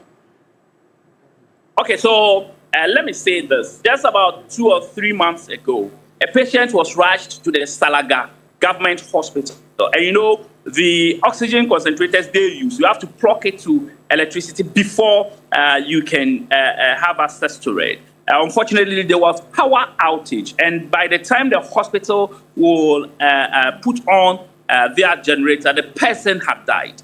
And so when it comes to health, that is one critical thing. A life was lost as a result of this. Now, you talk about the storage of some critical vaccines. You go to the communities, the CHIPS compounds that use power. It is very difficult to store because, one, the current is low, and two, oftentimes the power is off. And so it's also a very critical challenge for them. Now, you go to the business community. Most people running the cold stores, grinding mills, and others, they complain that they are running at a loss because when they have work to do, for instance, the grinding mills, when they have work to do, that is the time they don't have power. And when you go to the cold stores, day in, day out, they complain that they run at a loss. This morning, as we speak, the power was on before I came on air. I can see on the pole that the street light that was on currently as we speak is off. Because I am not in the room, I cannot tell whether it's power outage or it has just gone off. But what I can say is that where I am right now, the power has just gone off. Thank you so much. Christopher Mwako is a man covering the Savannah region for us, of course, as well as other parts of the northern region. Thank you for bringing us the latest, as well as the situation and the impact of this power crisis on communities where you are. Let me wrap up the conversation with Ibrahim Abubakar as well. Ibrahim, I was going to ask you also about the current situation as at this morning, what you can tell us, and perhaps what people are expecting even ahead of that press interaction by the Energy Minister with us. Well, Beatrice, this morning I can tell you that some communities have light, others too do not have. For where I am, for instance, Asqua, the electricity is on. When I came in the morning, and the power was off, by later it came on.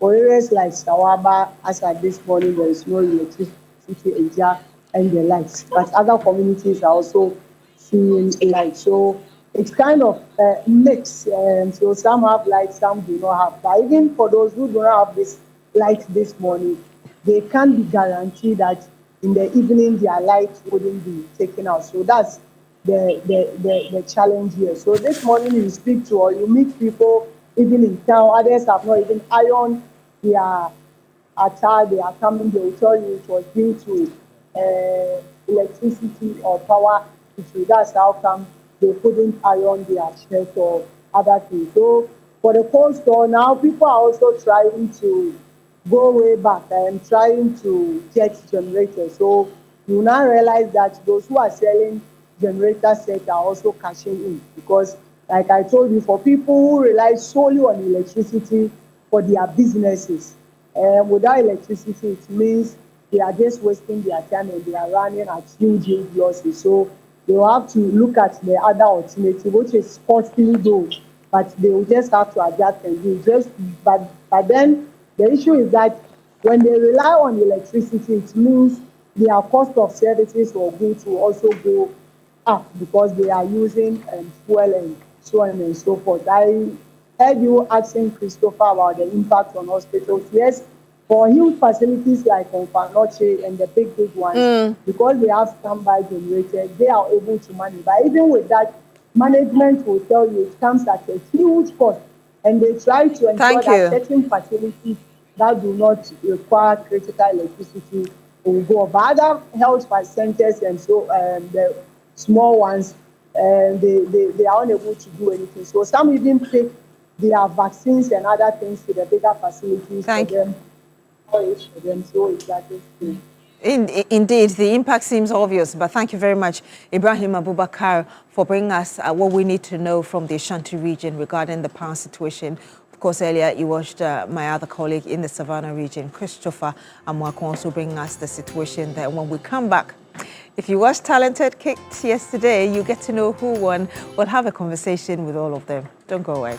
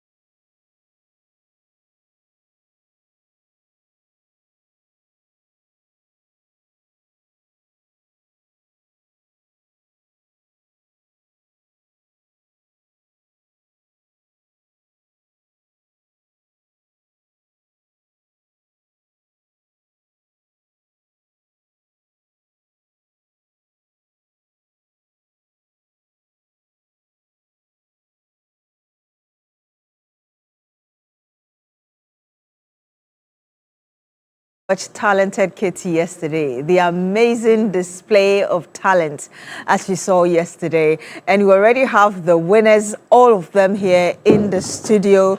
Ladies and gentlemen, help me welcome Queen Desa, the singer who won. Congratulations to you. Thank you.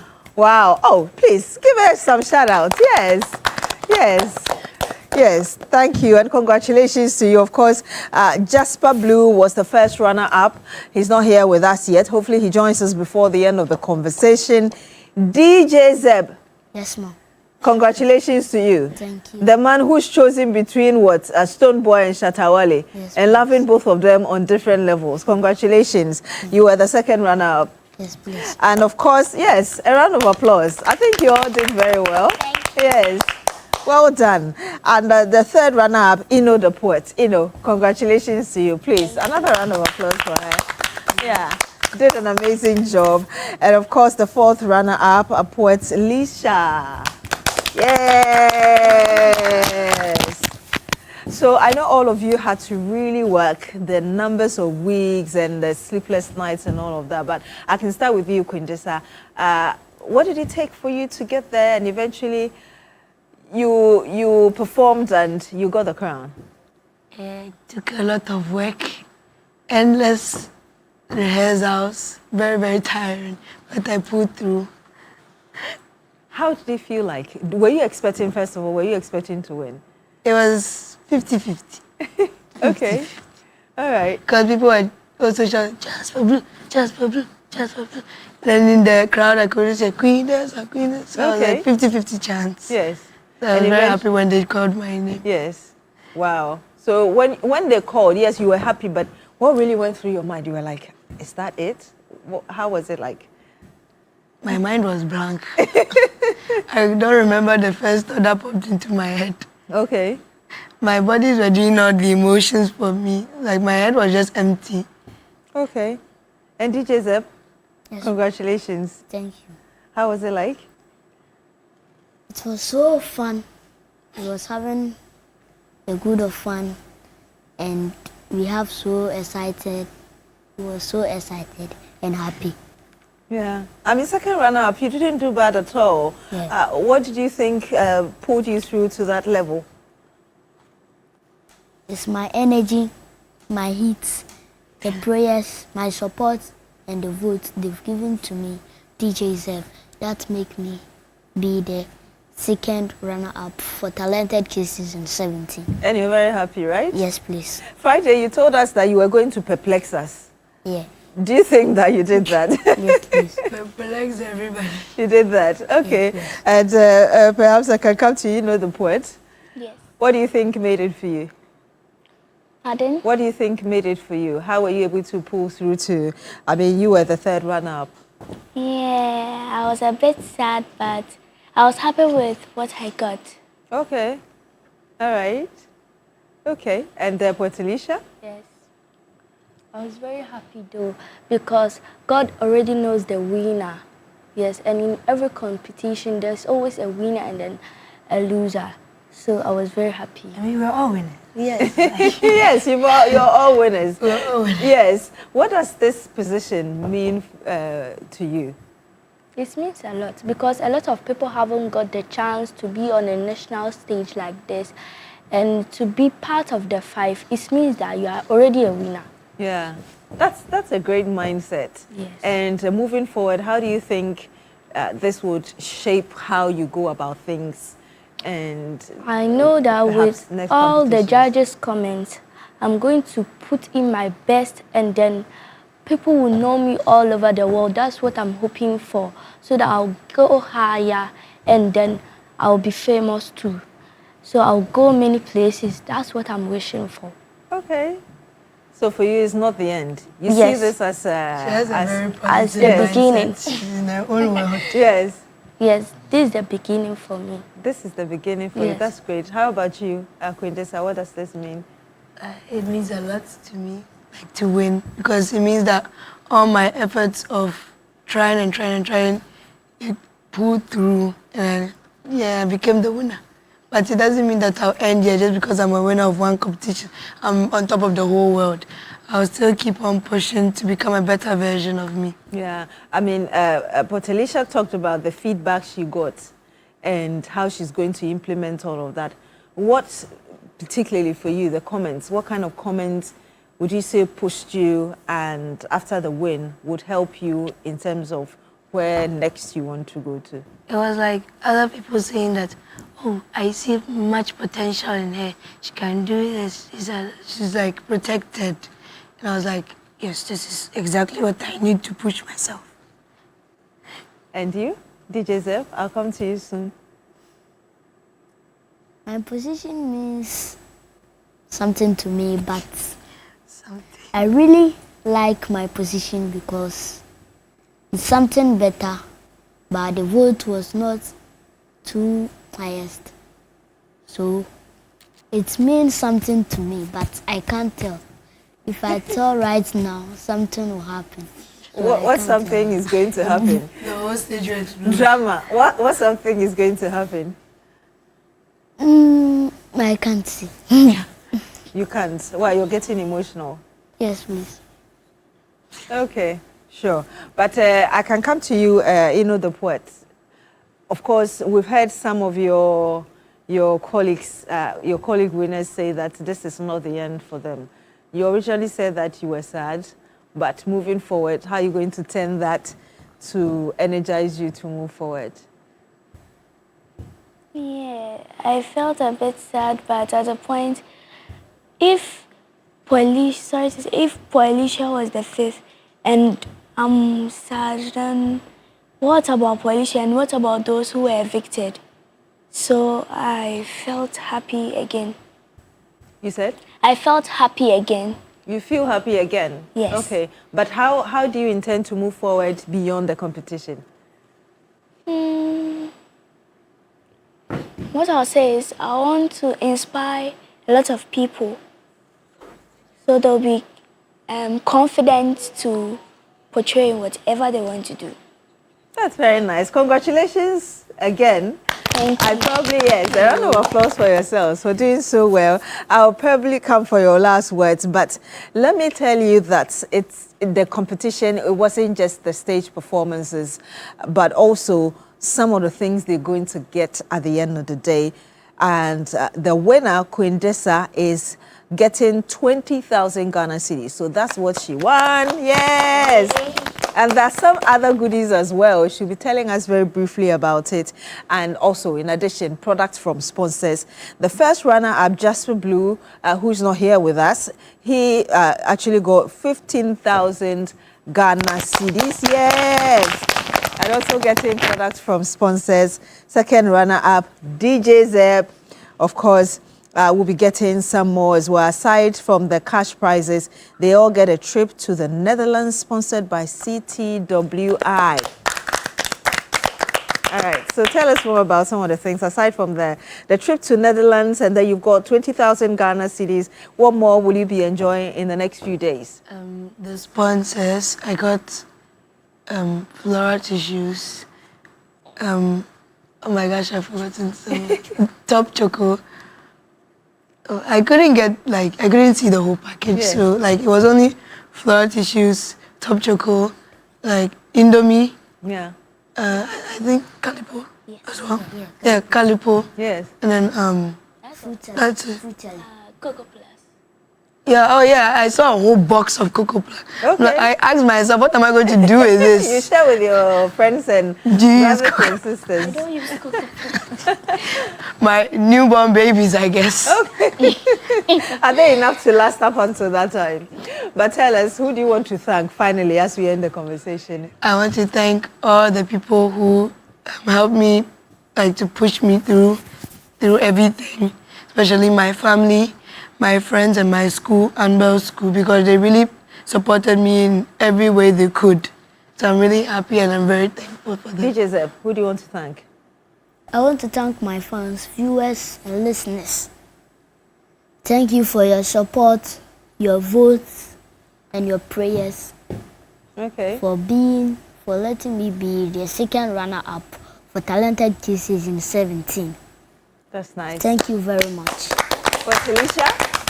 I want to thank everybody who have been voting for me and then supporting me throughout this journey.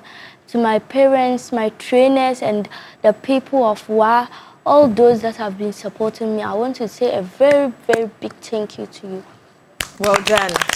And to you, the poet. I want to thank my family especially, and also my school, and also my church, Apostle Continuation Church and Harvest Chapel, for supporting me through this competition.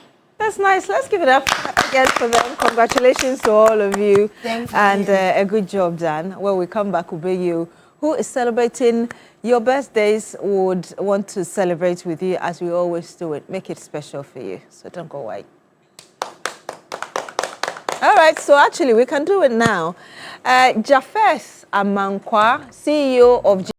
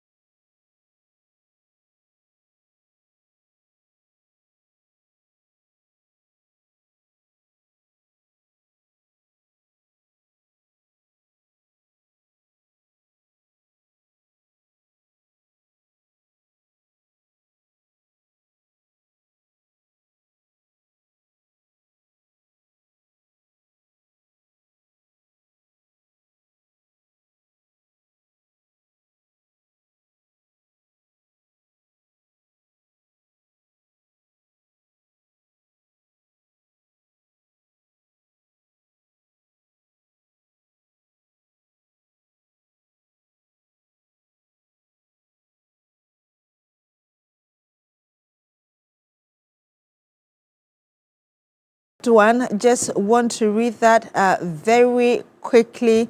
And he says, happy birthday to you. And, well, you didn't add the name. Actually, Miss Florence Duga of 7 Garrison Primary School. And that's coming from Sherry Giovanni. Happy birthday to all of you celebrating your day. And we're wishing you the very best for the year, the day. Have a blast. Have a great one. My name is Beatrice Edu. Thank you so much for joining us on the program today. Do join us again tomorrow.